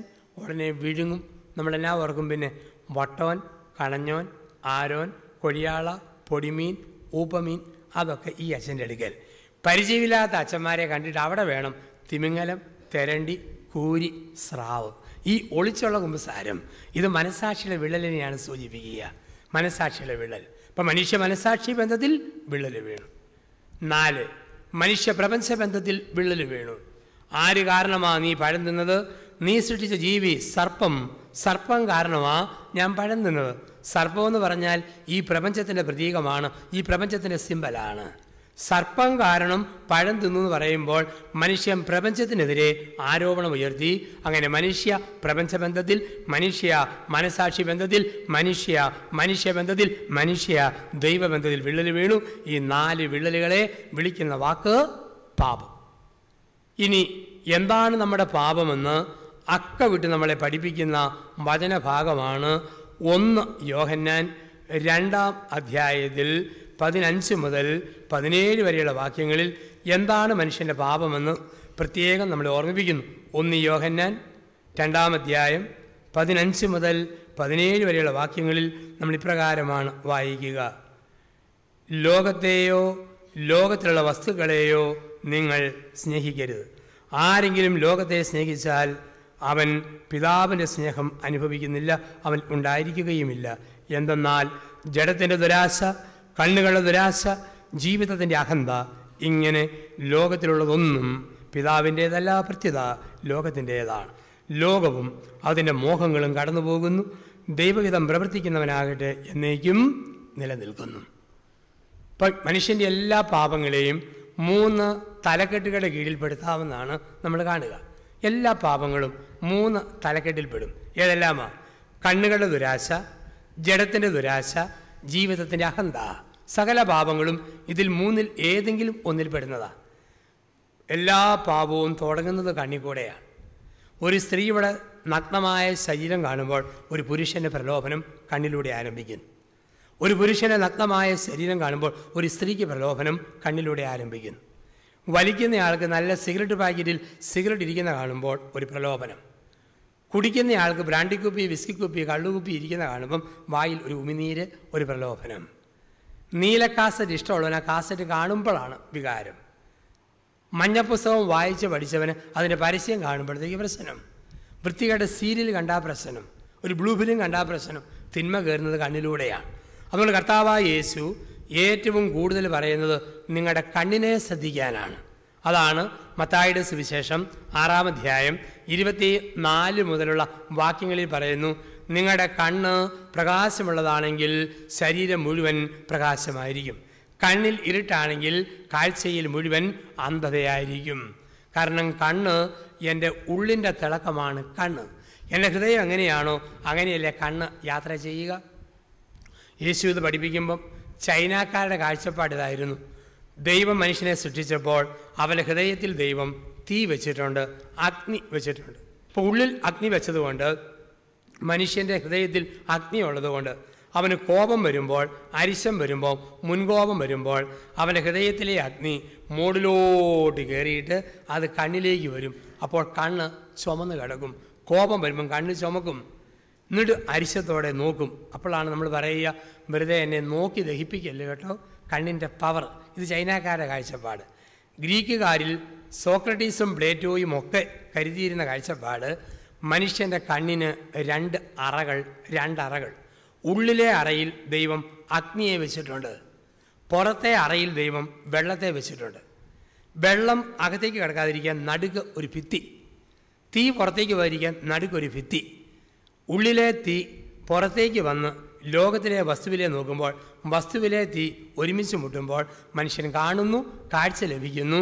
ഇതായിരുന്നു കാഴ്ചപ്പാടുകൾ, ഗ്രീസിലെ കാഴ്ചപ്പാട്. ഇന്ത്യൻ കാഴ്ചപ്പാടിൽ നല്ല അഗ്നിയുണ്ട്, മനുഷ്യൻ്റെ കണ്ണിന് ശക്തിയുണ്ട്. അതുകൊണ്ടാണ് ഭാരതീയ സന്യാസിമാർ പറയും, ഒരു കമ്പി കൈപ്പിടിച്ചിട്ട് കണ്ണുകൊണ്ട് ശ്രദ്ധ തെറ്റാതെ നോക്കിയാൽ ആ കമ്പി വളയ്ക്കാൻ പറ്റും. ഭാരതത്തിൽ ഒരു ഇതിഹാസ പക്ഷിയുണ്ട്. ആ പക്ഷിയെക്കുറിച്ച് പറയുന്നത്, അതിന് തിന്നാനുള്ള സാധനം ശേഖരിച്ച് വെച്ചിട്ട് ആ പക്ഷി അതിലേക്ക് നോക്കുമ്പോൾ ആ സാധനം അവിടെ ഇരുന്ന് വേകാനായിട്ട് തുടങ്ങും.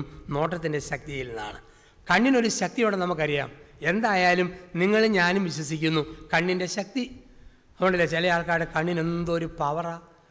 അതുകൊണ്ട് ചിലപ്പോൾ അച്ഛന്മാരെ കൊണ്ട് ആൾക്കാർ വന്ന് ഉപ്പ് വെഞ്ചരിപ്പിക്കും, വെള്ളം വെഞ്ചരിപ്പിക്കും, ചരട് വെഞ്ചരിച്ച് കൊണ്ടുപോകും. കണ്ണ് കിട്ടാതിരിക്കാൻ, കണ്ണുദോഷം വരാതിരിക്കാനാ എന്നും പറഞ്ഞാണ് കൊണ്ടുപോവുക. കണ്ണിൻ്റെ ശക്തി ചില ആൾക്കാർക്ക് ഭയങ്കര ശക്തിയാണ്. നമുക്കത് വ്യാഖ്യാനിക്കാൻ പറ്റുകയില്ലല്ലോ. നിറയെ പാലുള്ള ഒരു എരുമയുടെ അകിടെ നോക്കിയിട്ട് ഒരു ചേട്ടത്തി പറയും, ഓ ചെമ്പുകലം പോലാണല്ലോ അകിട് കിടക്കുന്നത്. പറഞ്ഞു തീർന്നില്ല, 4 ഞെട്ടും കൂടെ അകത്തേക്ക് ഒരൊറ്റ കയറ്റം. അകിട് എവിടെ പോയെന്ന് അറിയത്തില്ല. ചിലരുടെ കണ്ണിൻ്റെ പവറാണ്. ചില പ്ലാവെ നോക്കിയിട്ട് വെറുതെ ദൈവമേ എന്ത് ചക്കയായത്, പറഞ്ഞു തീർന്നില്ല, ഒറ്റ കാറ്റ് പ്ലാവ് മൂടെ ഒടിഞ്ഞ് ഇതാ താഴെ കിടക്കുന്നു. അതുകൊണ്ട് ചില മനുഷ്യർ കെട്ടിടം പണിയുമ്പോൾ ബൊമ്മ കെട്ടിയിടും. കാരണം ബൊമ്മയെ നോക്കിയിട്ട് ഭിത്തിയെ നോക്കാമെങ്കിൽ നോട്ടം നേരെ ഭിത്തിക്കിട്ട് കിട്ടുകയില്ല. അതിനുവേണ്ടിയാണ് ബൊമ്മ കെട്ടിയിടുന്ന മനുഷ്യരെ കണ്ടിട്ടുണ്ട്.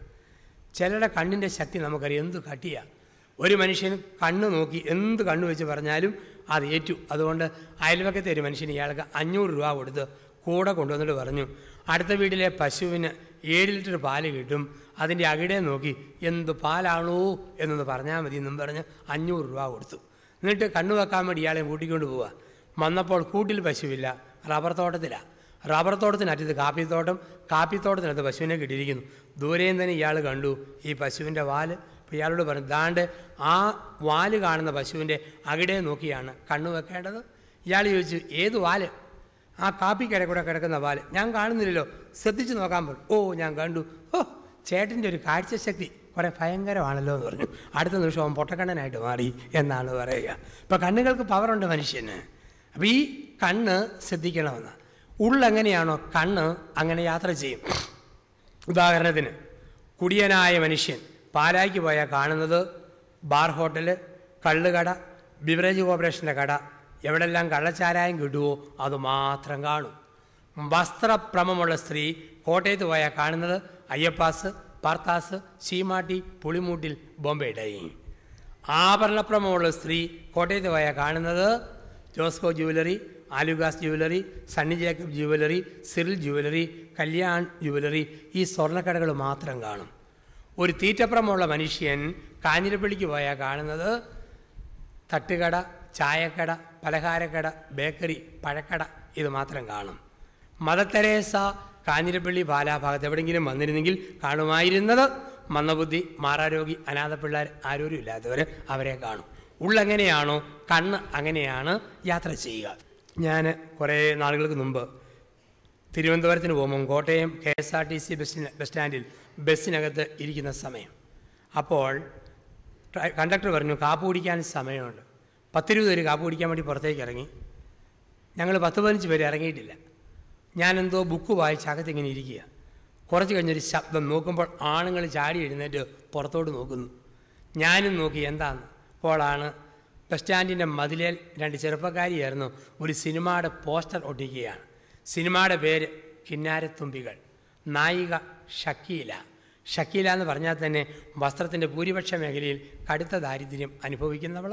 അവിടെ ഇങ്ങനെ ഭിത്തിയിൽ ഒട്ടിച്ചു വെക്കുക. ആണുങ്ങൾ വായും പൊളിച്ച് ഷക്കീല ഇങ്ങനെ നോക്കിക്കൊണ്ട് നിൽക്കുന്നു. അല്പം കഴിഞ്ഞ് ഒരമ്പലക്കാള വന്ന് 2 കാലും നിലത്ത് കുത്തി 2 കൈയും ഭിത്തിയെ കുത്തിയിട്ട് ഷക്കീലയെ കടിച്ചു കയറി തുപ്പി താഴോട്ടിടുന്നു. അമ്പലക്കാളിക്ക് പോലും അറിയാം കാണാൻ കൊള്ളാത്ത സാധനമാണ് ഈ തൂങ്ങിക്കിടക്കുന്നത്. പക്ഷേ മനുഷ്യൻ വായും പൊളിച്ച് നോക്കുന്നു. കണ്ണുകളുടെ ദുരാശ.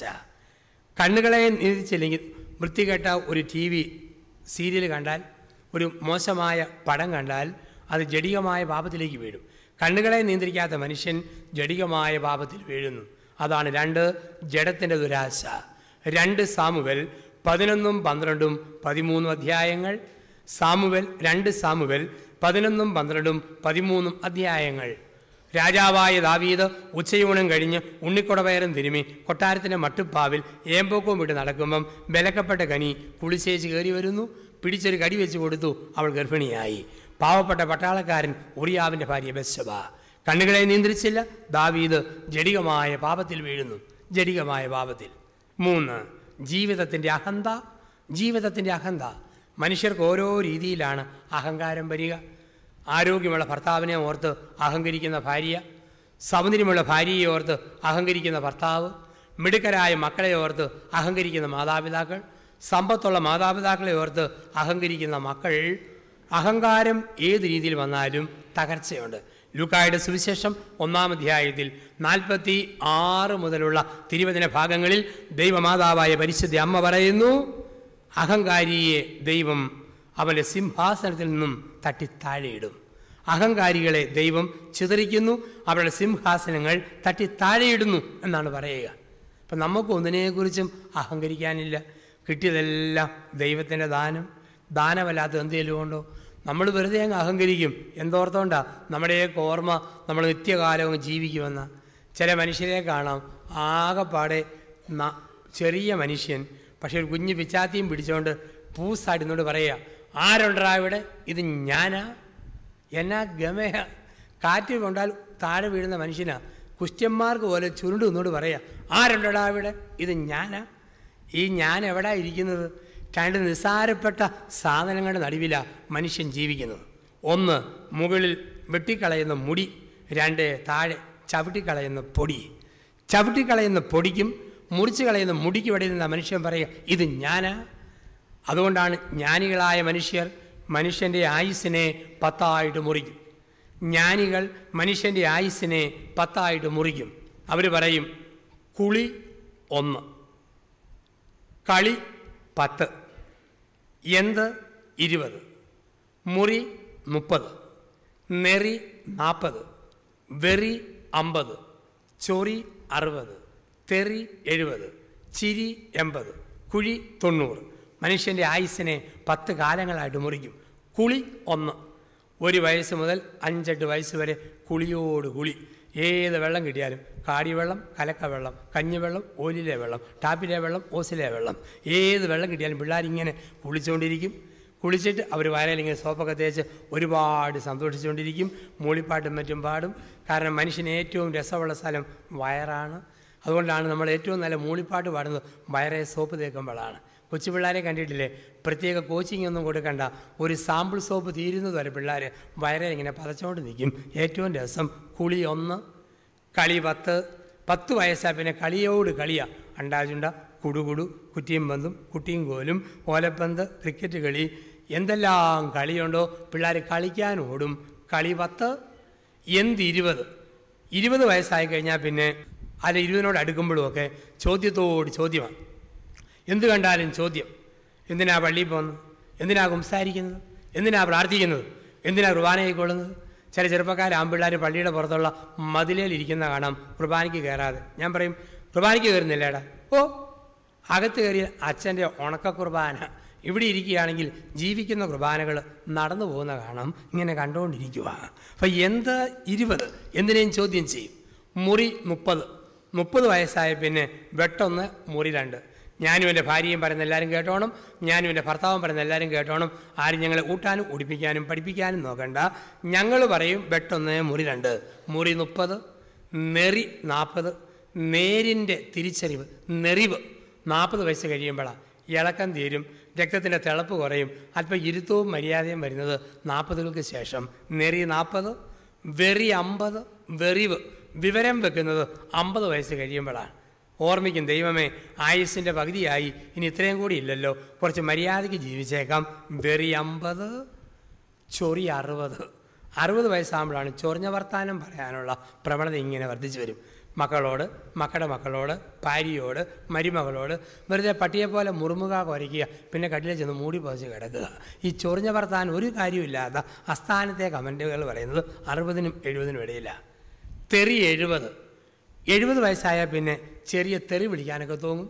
കൂടിയതൊന്നുമല്ല, വളരെ ചെറുതായിട്ട് കോപ്പ്, കിഴങ്ങ്, മാട, കോട, വാട, പോട, വെറുതെ ഇങ്ങനെ മുറുമുറുക്കുക, കുഞ്ഞു കുഞ്ഞു തെറി പറഞ്ഞുകൊണ്ടിരിക്കുക.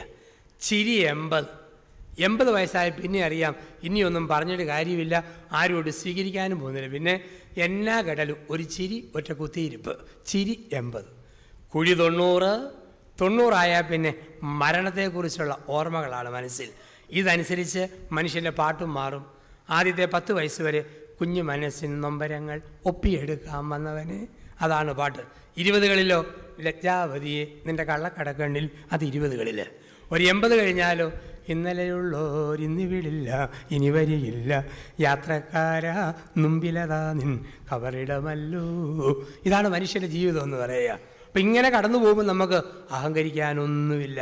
എല്ലാം ദൈവത്തിൻ്റെ ദാനമാണെന്നറിയുക, ദാനമായി കൊടുക്കുക. അതിനപ്പുറം നമ്മളൊന്നുമല്ല. ഈ തിരിച്ചറിവാണ് നമുക്ക് ഏറ്റവും ആവശ്യമെന്ന് പറയുക.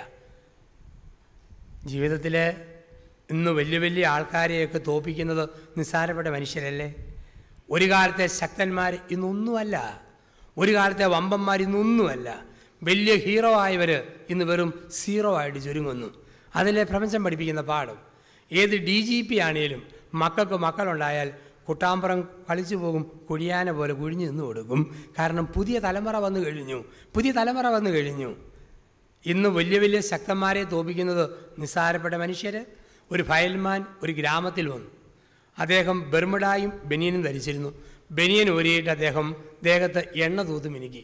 എണ്ണ മിനുക്കിയിട്ട് ബിസിലൂതിയിട്ട് പറഞ്ഞു, എല്ലാവരും അടുത്ത് വരിക. 100-500 ഗ്രാമവാസികൾ ചുറ്റും കൂടി. അപ്പോൾ ആ മനുഷ്യൻ കയ്യിലുള്ളൊരു ചെറുനാരങ്ങ ചെറുനാരങ്ങ മുറിച്ചിട്ട് ഒരു മുറി ദൂരത്തേക്ക് ഒറ്റയേറ്, മറ്റേ മുറി കയ്യിൽ പിടിച്ച് എല്ലാവരും നോക്കി നിൽക്കുക. ഒരമക്ക്, ഒരു ഞെക്ക്, ഒരു കറക്ക്. ഈ നാരങ്ങയുടെ കറ, ചൊന, നീരെ, പശ മൊത്തം പുറത്തേക്ക് ചാടി. അപ്പോൾ എല്ലാവരും നോക്കി നിന്നപ്പോൾ നാരങ്ങയുടെ തൊലി ഒരു മഞ്ഞപ്പേപ്പർ പോലെ ഇങ്ങനെ വിടർന്നു നിന്നു. ഫയൽമാൻ ചോദിച്ചു, ഞാൻ തിരുമി ഉണക്കിയ തൊലിയിൽ നിന്നും ഒരു തുള്ളി നീരെങ്കിലും ആർക്കെങ്കിലും എടുക്കാൻ പറ്റാമെങ്കിൽ അവർക്ക് ഞാൻ 501 രൂപ ക്യാഷ് അവാർഡ് തരാം. എല്ലാവരും വായ്പൊത്തി ഓച്ചാനിച്ച് മാറി. ഫയൽമാൻ തിരുമി ഉണക്കിയ തൊലിയിൽ നിന്നും എങ്ങനെ നീരെടുക്കാനാ? അപ്പോൾ മെല്ലിച്ചു മെലിഞ്ഞ ഒരു മനുഷ്യൻ വാഴക്കറ പിടിച്ച മുണ്ട് കൊടുത്ത് ഒരു കീറത്തോർത്തും തോളയിലിട്ട് മുമ്പോട്ട് വന്നിട്ട് പറഞ്ഞു, ഇങ്ങോട്ട് ഇതാ, ഞാനൊന്ന് നോക്കട്ടെ. അയാളുടെ കയ്യിലേക്ക് ഉണക്കത്തൊലി വെച്ച് കൊടുത്തു. അയാൾ കുഷ്ഠന്മാർക്ക് പോലെ ചുരുണ്ട് നിന്ന് ഒരമക്ക്, ഒരു മുക്ക്, ഒരു കറക്ക്, ഒരു നാരങ്ങാവെള്ളത്തിലുള്ള നീരും കൂടെ ആ തൊലിയെന്നെടുത്തു. അപ്പോൾ ഫയൽമാൻ ചോദിച്ചു, ഞാൻ തിരുമി ഉണക്കിയ തൊലിയെന്ന് നീരെടുക്കാൻ പാടുന്ന നീ ആരാന്നും ചോദിച്ച് 501 രൂപ കൊടുത്തു. അപ്പോൾ അയാൾ പറഞ്ഞു, ഞാനിവിടെ മുറുക്കാങ്കട നടത്തുന്ന ആളാണ്. ഒരു തൊലിയെന്ന് 1001 വെള്ളമെടുത്ത് പരിചയമുണ്ട്, പിന്നെയാണോ ഫയൽമാൻ ഉണക്കിയ തൊലിയെന്ന് നീരെടുക്കാൻ പാട്? ഇപ്പോൾ ശക്തന്മാരെ തോപ്പിക്കുന്നത് നിസ്സാരപ്പെട്ട മനുഷ്യരാണ്. അപ്പം നമുക്ക് ഒന്നിൻ്റെ പേരിലും നമുക്ക് അഹങ്കരിക്കാനില്ല എന്നാണ് പറഞ്ഞു വരിക. ഇപ്പം ജീവിതത്തിൽ പാപത്തിൻ്റെ വിവിധ മേഖലകളെ നമ്മളൊന്ന് കണ്ടറിയുക. ഏതെല്ലാം മേഖലകളിലാണ് നമുക്ക് തിരുത്തൽ ആവശ്യം, തിരിഞ്ഞു നോക്കുക, തിരുത്തുക, ദൈവത്തിലേക്ക് അടുക്കുക. ദൈവം നമ്മളെ വിളിക്കുകയാണ്. ഇവിടെ മാനസാന്തരം എന്തെന്നും പാപം എന്തെന്നും നമ്മളെ വിശദമായി പഠിപ്പിക്കുന്ന ബൈബിൾ ഭാഗമാണ് ലൂക്കാ 15, 11 മുതൽ 24 വരെയുള്ള വാക്യങ്ങൾ. ലൂക്കാ 15-ൽ 11 മുതൽ 24 വരെയുള്ള വാക്യങ്ങൾ. അവിടെ നമ്മൾ വായിക്കുന്നു, എന്താണ് പാപം, എന്താണ് മാനസാന്തരം. പാപമെന്ന് പറഞ്ഞാൽ 7 പടിയിറക്കങ്ങൾ, മാനസാന്തരം എന്ന് പറഞ്ഞാൽ 7 പടി കയറ്റങ്ങൾ. ഇതാണ് ലൂക്കാ സുവിശേഷത്തിൽ നമ്മൾ കാണുക. പാപം 7 പടിയിറക്കങ്ങൾ, മാനസാന്തരം 7 പടി കയറ്റങ്ങൾ. ബൈബിളിൽ 7 എന്ന് പറഞ്ഞാൽ പൂർണ്ണത, പൂർണ്ണമായ പടിയിറക്കം, പൂർണ്ണമായ പടി കയറ്റം. ധൂർത്തപ്പത്തിൻ്റെ ജീവിതത്തിൽ 7 പടിയിറക്കങ്ങൾ സംഭവിച്ചു. പാപത്തിൻ്റെ 7 സ്റ്റെപ്പുകൾ എന്തെല്ലാമാ? 1, സ്വന്തം ഇഷ്ടം. ധൂർത്തപുത്രൻ പറഞ്ഞു, എൻ്റെ ഇഷ്ടം പോലെ ഞാൻ വീതം മേടിക്കും. എല്ലാ പാപത്തിൻ്റെയും ഒന്നാമത്തെ സ്റ്റെപ്പ് സ്വന്തം ഇഷ്ടം. ഭാര്യയുടെ ഇഷ്ടമോ ഭർത്താവിൻ്റെ ഇഷ്ടമോ മക്കളുടെ ഇഷ്ടമല്ല. ഭർത്താവിന് അവൻ്റെ ഇഷ്ടം, ഭാര്യയ്ക്ക് അവളുടെ ഇഷ്ടം, മക്കൾക്ക് മക്കളുടെ ഇഷ്ടം. ചില മനുഷ്യരെ കാണാം, തന്നിഷ്ടം പൊന്നിഷ്ടം ദൈവേഷ്ടം ബിംബിഷ്ടം എന്നും പറഞ്ഞ് ഓടുന്ന മനുഷ്യരുണ്ട്. ചില ജീവിതങ്ങൾ എങ്ങനെയാണ്? വേറെ ആരുടെ ഒരു വികാരത്തെയും മാനിക്കുകയില്ല. എൻ്റെ തോന്നൽ, എൻ്റെ ഇഷ്ടം. ഇതാണ് എല്ലാ പാപത്തിൻ്റെയും ആദ്യത്തെ സ്റ്റേജ്. ഇതാണ് ധൂർത്തപുത്രൻ പറയുക, എൻ്റെ ഇഷ്ടം പോലെ വീതം മേടിക്കും. അപ്പൻ്റെയും ചേട്ടൻ്റെയും നൊമ്പരം നോക്കാതെ അവൻ പറയുന്നു, എൻ്റെ ഇഷ്ടം പോലെ വീതം മേടിക്കും. പാപത്തിൻ്റെ ഒന്നാമത്തെ സ്റ്റെപ്പ് സ്വന്തം ഇഷ്ടം. 2, സ്വാർത്ഥത. അവൻ വീതം മേടിച്ചു. ആദ്യം തീരുമാനം, 2 പ്രവൃത്തി. അവൻ വീതം മേടിച്ചു. കുറേ നാൾ സ്വന്തം ഇഷ്ടത്തിൽ ഒരാൾ ജീവിച്ചു കഴിഞ്ഞാൽ കുറേ കഴിയുമ്പോൾ ആ വ്യക്തി സ്വാർത്ഥനായിട്ട് മാറും. പിന്നെ ആര് 10 രൂപ ചോദിച്ചാലും ഒരിക്കലും കടം കൊടുക്കുകയില്ല. ഒരു ഉപകാരം ചെയ്യാത്ത മനുഷ്യൻ. അവസാനം ആൾക്കാർ പറയും, അറുത്ത കൈക്ക് ഉപ്പ് തേക്കാത്ത ആളാണ്, അതുകൊണ്ട് അയാളുടെ അടുക്ക് പോയിട്ട് ഒരു കാര്യവും ഇല്ല. ഒരു ലേബൽ വീണു, സ്വാർത്ഥത. സ്വന്തം ഇഷ്ടത്തിൽ കുറേ നാൾ ജീവിക്കുമ്പോൾ നമ്മൾ എത്തിച്ചേരുന്ന അവസ്ഥ സ്വാർത്ഥത. 3, അകൽച്ച. ധൂർത്തപുത്രൻ ദൂരദേശത്തേക്ക് പോയി. അവൻ ദൂരദേശത്തേക്ക് പോയി. അവൻ അപ്പനിൽ നിന്നകന്നു, ചേട്ടനിൽ നിന്നകന്നു, നാട്ടുകാരിൽ നിന്നും വീട്ടുകാരിൽ നിന്നും അകന്നു. ഇതുപോലെ നമുക്കും സംഭവിക്കും. സ്വന്തം ഇഷ്ടത്തിലും സ്വാർത്ഥതയിലും നമ്മൾ കുറേ നാൾ ജീവിച്ചു കഴിഞ്ഞാൽ നമ്മൾ അകന്നു പോകും. പള്ളിയിൽ നിന്ന് അകന്നു പോകും, പട്ടക്കാരനിൽ നിന്ന് അകന്നു പോകും, കുടുംബ പ്രാർത്ഥനയിൽ നിന്ന് അകന്നു പോകും, കുമ്പസാരത്തിൽ നിന്ന് അകന്നു പോകും, കുർബാനയിൽ നിന്ന് അകന്നു പോകും, വേദപുസ്തക വായനയിൽ നിന്ന് അകന്നു പോകും. ദൂരദേശത്തേക്ക് പോവുക, അറിയാതെ വരുന്ന തകർച്ചയുടെ 3ാമത്തെ സ്റ്റേജ്. അവിടെ 4ാമത്തെ സ്റ്റേജ് സുഖലോലുപത. സുഖലോലുപത. അവന് കിട്ടിയതെല്ലാം അവൻ ദൂർത്തടിച്ചു. പള്ളിയും പട്ടക്കാരും ആത്മീയ ജീവിതം ഒന്നുമില്ലെങ്കിൽ എന്തു പറ്റും? നമ്മളൊക്കെ ദൂർത്തടിക്കും. പൈസ കള്ളു കുടിച്ചും വീടി വലിച്ചും കാശ് വെച്ച് ചീട്ട് കളിച്ചും പണം ദൂർത്തടിക്കും. സ്വന്തം സൗന്ദര്യം മറ്റുള്ളവർക്ക് തട്ടിക്കൊടുക്കാൻ വിട്ടുകൊടുത്തുകൊണ്ട് സൗന്ദര്യത്തെ നമ്മൾ ദൂർത്തടിക്കും. TV കണ്ടും ചപ്പും ചവറും വായിച്ചും സമയം നമ്മൾ ഒരുപാട് ദൂർത്തടിക്കും. ദൈവം തന്ന കൃപകളെ ദൂർത്തടിക്കും. വ്യക്തിപരമായ സാമർഥ്യത്തെ ചില വ്യക്തികളെ സ്വന്തമാക്കാനും ചില ജീവിതങ്ങളെ നശിപ്പിക്കാനുമായിട്ട് ഞാൻ മാറ്റിവെക്കുമ്പോൾ ഞാൻ ദൂർത്തടിക്കുകയാണ്. സുഖലോലുപതയിൽ ജീവിച്ചു. അപ്പോൾ 5ാമത്തെ സ്റ്റേജ് ആത്മീയ വരൾച്ച. ആ നാട്ടിൽ ഒരു കടുത്ത വരൾച്ചയുണ്ടായി, അല്ലെ ആത്മീയ ക്ഷാമം, ഒരു കഠിന ക്ഷാമമുണ്ടായി. എന്താ അർത്ഥം? ഒരാൾ ദൈവത്തിൽ നിന്ന് അകന്നുപോയാൽ ചെല്ലുന്നിടത്തൊക്കെ പ്രശ്നം. പണ്ട് യോന ദൈവത്തിൽ നിന്ന് അകന്നുപോയി. യോന ചെന്നിടത്ത് കടലിൽ കൊടുങ്കാറ്റുണ്ടായി. ധൂർത്തപുത്രൻ അകന്നുപോയി. അവൻ ചെന്നിടത്ത് വരൾച്ചയുണ്ടായി. ദൈവത്തിൽ നിന്ന് അകലുന്ന മനുഷ്യൻ എവിടെ ചെല്ലാനും ചെല്ലുന്നിടത്ത് പ്രശ്നമുണ്ടാകും. ആത്മീയമായ വരൾച്ച ജീവിതത്തിൽ ഒരു വലിയ ബുദ്ധിമുട്ട്, ഒരു ദുരിതം പോലെ വരിക. അവിടെ 6ാമത്തെ സ്റ്റേജ് ആത്മീയ അധപ്പതനം. എന്താണ് ആത്മീയ അധപ്പതനം? ആത്മീയ അധപ്പതനം എന്ന് പറഞ്ഞാൽ അവൻ പന്നിക്കുഴിയിൽ ചെന്ന് വീണു. ഓർത്തോണം, അപ്പൻ്റെ ഊട്ടുമേശയിൽ നിന്ന് പന്നിക്കുഴിയിൽ ചെന്ന് വീഴുക. ഏറ്റവും നല്ല സ്ഥലത്ത് നിന്ന് ഏറ്റവും മോശമായ സ്ഥലത്ത് ചെല്ലുക. അതിന് വിളിക്കുന്ന വാക്ക് ആത്മീയ അധപ്പതനം. ആരും ഓർത്തേക്കല്ല്, ഇന്നത്തെ പന്നിവേലിയാണ് അന്നത്തെ പന്നിവേലി. 50 വർഷം മുമ്പ് നമ്മുടെ നാട്ടിലെ പന്നിവേലി എന്ന് പറഞ്ഞാൽ ചക്കമടൽ, കപ്പം മുട്ടി, കുഴമ്പ് പോലുള്ള ചെളി, അപ്പപ്പത്തല്, മുരിക്കും പത്തല്, ഇതെല്ലാം കൂടെ കൂട്ടി വെച്ചതാണ്. എന്തൊരു ദുർഗന്ധമായിരുന്നു. അപ്പോൾ 2000 വർഷം മുമ്പത്തെ പന്നിവേലി ഏത് ഷേപ്പാന്ന് ഓർത്താൽ മതി. ഇന്നത്തെ പന്നിവേലി എന്ന് പറഞ്ഞാൽ വാർത്ത ഉഗ്രം പന്നിവേലി. ഓസിലൂടെ വെള്ളം ഒഴിച്ച് ശരിക്കും കഴിയാൽ പന്നിക്ക് അവിടെ കിടക്കാം, എനിക്കിവിടെ കിടക്കാം, അത്രയും വൃത്തിയാണ്. പണ്ടതല്ല. തന്നെയുമല്ല, ലേവ്യരുടെ പുസ്തകത്തിൽ കഴിക്കാൻ പാടില്ലാത്ത ഇറച്ചിയുള്ള ചില ജീവികളെക്കുറിച്ച് പറയുന്നുണ്ട്. അതിൽ 1ാമത്തേത് പന്നി, അയവിറക്കില്ല. ഒട്ടകപ്പക്ഷി പറക്കില്ല.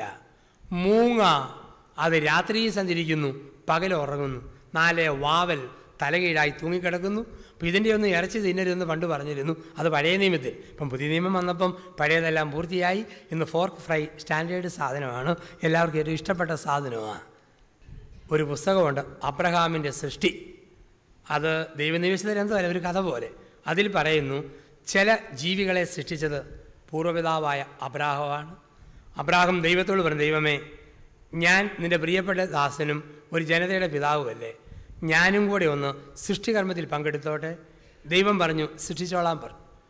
എന്നുവെച്ച് പറഞ്ഞു, സംഹാരം നിൻ്റേതും സൃഷ്ടി എൻ്റേതും, പക്ഷെങ്കിലും നീ ചോദിച്ചുകൊണ്ട് ഒരു ചാൻസ് തരാം, പിന്നെ ചോദിച്ചേക്കരുത്. അബ്രാഹാം പോയി 10 ദിവസം തപസ് ചെയ്ത് കഠിനമായ ഉപവാസത്തോടുകൂടി ഒരു ജീവിയെ ഉണ്ടാക്കിയിട്ട് ദൈവത്തിന് മുമ്പാകെ കൊണ്ടുവന്ന് നിർത്തി.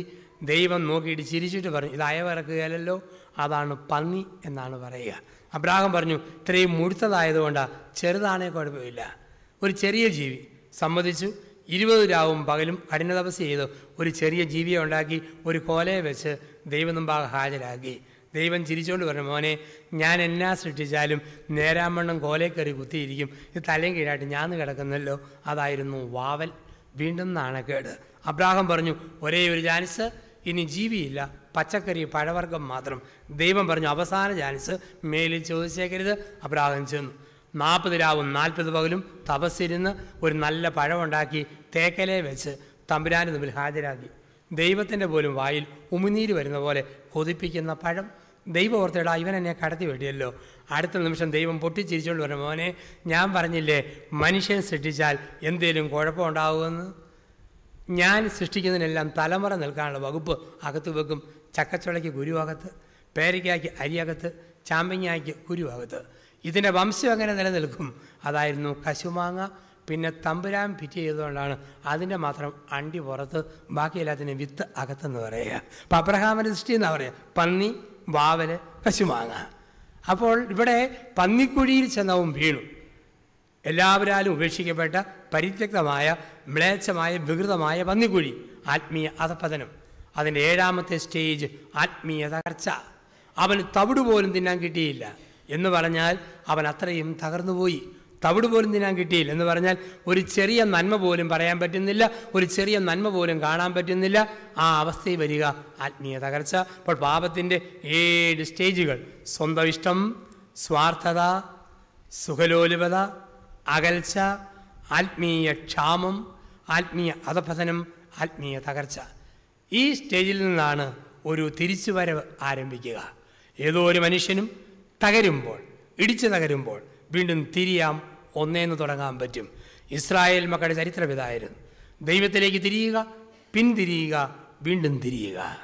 ദൈവത്തിലേക്ക് തിരിയുക, പിന്തിരിയുക, വീണ്ടും തിരിയുക. ഈ വീണ്ടും തിരിയൽ നമ്മൾ കാണുന്നുണ്ട് ധൂർത്തപുത്രനിൽ. മാനസാന്തരത്തിൻ്റെ 7 പടികയറ്റങ്ങൾ. 1ാമത്തെ സ്റ്റേജ് സുബോധം. ധൂർത്തപുത്രന് സുബോധം ഉണ്ടായി. അവന് പന്നിക്കുഴി കിടന്നപ്പം ഒരു സുബോധം. എന്താ സുബോധം? ഇത് പന്നിക്കുഴിയാണ്, ഇത് ചെളിയാണ്, ഇത് ചക്കമടലാണ്, ഇത് കപ്പമുട്ടിയാണ്. എൻ്റെ പിതാവിനൊരു ഭവനമുണ്ട്. സുബോധമുണ്ടായി. അവിടെ ഊട്ടുമേശയുണ്ട്, ധാരാളം ദാസന്മാർ അവിടെ നിന്ന് കഴിക്കുമ്പം ഞാൻ ഈ പന്നിയുടെ കിടക്കേണ്ട കാര്യമുണ്ടോ? അവനുണ്ടായ സുബോധം. നമുക്കൊക്കെ ജീവിതത്തിൽ മാറ്റം വരണോ? സുബോധം വേണം. പല ആൾക്കാരും മാറാത്തതിൻ്റെ കാരണം സുബോധം നഷ്ടപ്പെട്ടതുകൊണ്ടാണ്. അച്ഛനായ ഞാൻ ഓർക്കണം, ഇതൊരു കുപ്പായമാണ്, ഞാനൊരു അച്ഛനാണ്, എൻ്റെ വൈദിക ജീവിതത്തെക്കുറിച്ച് എനിക്ക് സുബോധം വേണം. ഒരു ഭാര്യ ഓർക്കണം, ഞാനൊരു ഭാര്യയാണ്, ഞാൻ അമ്മയാണ്, ഈ താലി അതിൻ്റെ മുദ്രയാണ്, ഇതിനെക്കുറിച്ച് സുബോധം വേണം. ഒരപ്പന് ഞാൻ പിതാവാണ്, ഭർത്താവാണ്, കുടുംബത്തിൻ്റെ നായകനാണ്, ഈ അവസ്ഥയെക്കുറിച്ച് സുബോധം വേണം. സുബോധം വരുമ്പോൾ നമ്മൾ തെറ്റുകളെ തിരുത്തും. ഇല്ലെങ്കിൽ നമ്മൾ തിന്മയിൽ വീണ്ടും വീണ്ടും കിടന്ന് ഉരുളാൻ തുടങ്ങും. കള്ളുകുടിയന്മാർക്ക് ഒട്ടുമില്ലാത്തത് സുബോധമാണ്. ചില കള്ളുകുടിയന്മാർക്ക് കുടിച്ച് കഴിയുമ്പോഴാണ് എക്സ്ട്രാബോധം വരുന്നത്. അങ്ങനെയുള്ളവരെയും കണ്ടിട്ടുണ്ട്. ചിലക്ക് പ്രാർത്ഥിക്കുന്ന കുടിയന്മാർക്ക് കുടി കഴിയുമ്പോൾ എന്തെല്ലാം പ്രാർത്ഥനയാണ്. ബൈബിൾ വായിക്കുന്ന കുടിയന്മാർക്ക് കുടി കഴിയുമ്പം ബൈബിൾ വാക്യം ഉപദേശിമാരെയൊക്കെ കാണാപ്പാടമായിട്ട് അടിച്ചു വിടുന്നത് കാണാം. ഒരു മനുഷ്യൻ കുടിച്ച് പൂസായിട്ട് ഒരു കടത്തിണ്ണയിലിരിക്കുന്നു. മുൻപിലെ റോഡിന് മുഴുവൻ വെള്ളപ്പൊക്കം പോലെ തോന്നി. അപ്പോൾ അങ്ങനെ തോന്നിക്കഴിഞ്ഞപ്പോഴത്തേക്ക് വേറൊരു മനുഷ്യൻ വന്നു, സാവധാനം കയ്യെ പിടിച്ച് റോഡ് കടത്തി അപ്പുറത്തേക്ക് കൊണ്ടുവന്നു. അവിടെ ചെന്നപ്പോൾ ഈ കുടിയൻ ചോദിച്ചു, തൻ്റെ പേരെന്നാ? കയ്യെ പിടിച്ച ആളുടെ പേര് പൗലോസ് എന്നല്ല. അവൻ പറഞ്ഞു, എൻ്റെ പേര് പൗലോസ് എന്നാ. ഉടനെ കുടിയൻ്റെ മട്ട് പറയും, ആഹാ പൗലോസാണല്ലോ, കുറേ നാളായല്ലോ കത്തൊക്കെ എഴുതാൻ തുടങ്ങിയിട്ട്. ആ കൊറിന്ത്യക്കാർക്ക് എഴുതിയ കത്തിൻ്റെ മറുപടി ഈയിടെ എങ്ങാനും വന്നായിരുന്നു എന്ന് ചോദിച്ചു. ഇപ്പം എത്ര പൂസായാലും അറിയാം ആരാണ് പൗലോസ് എന്നാണ് കൊറിന്ത്യ ലേഖനം.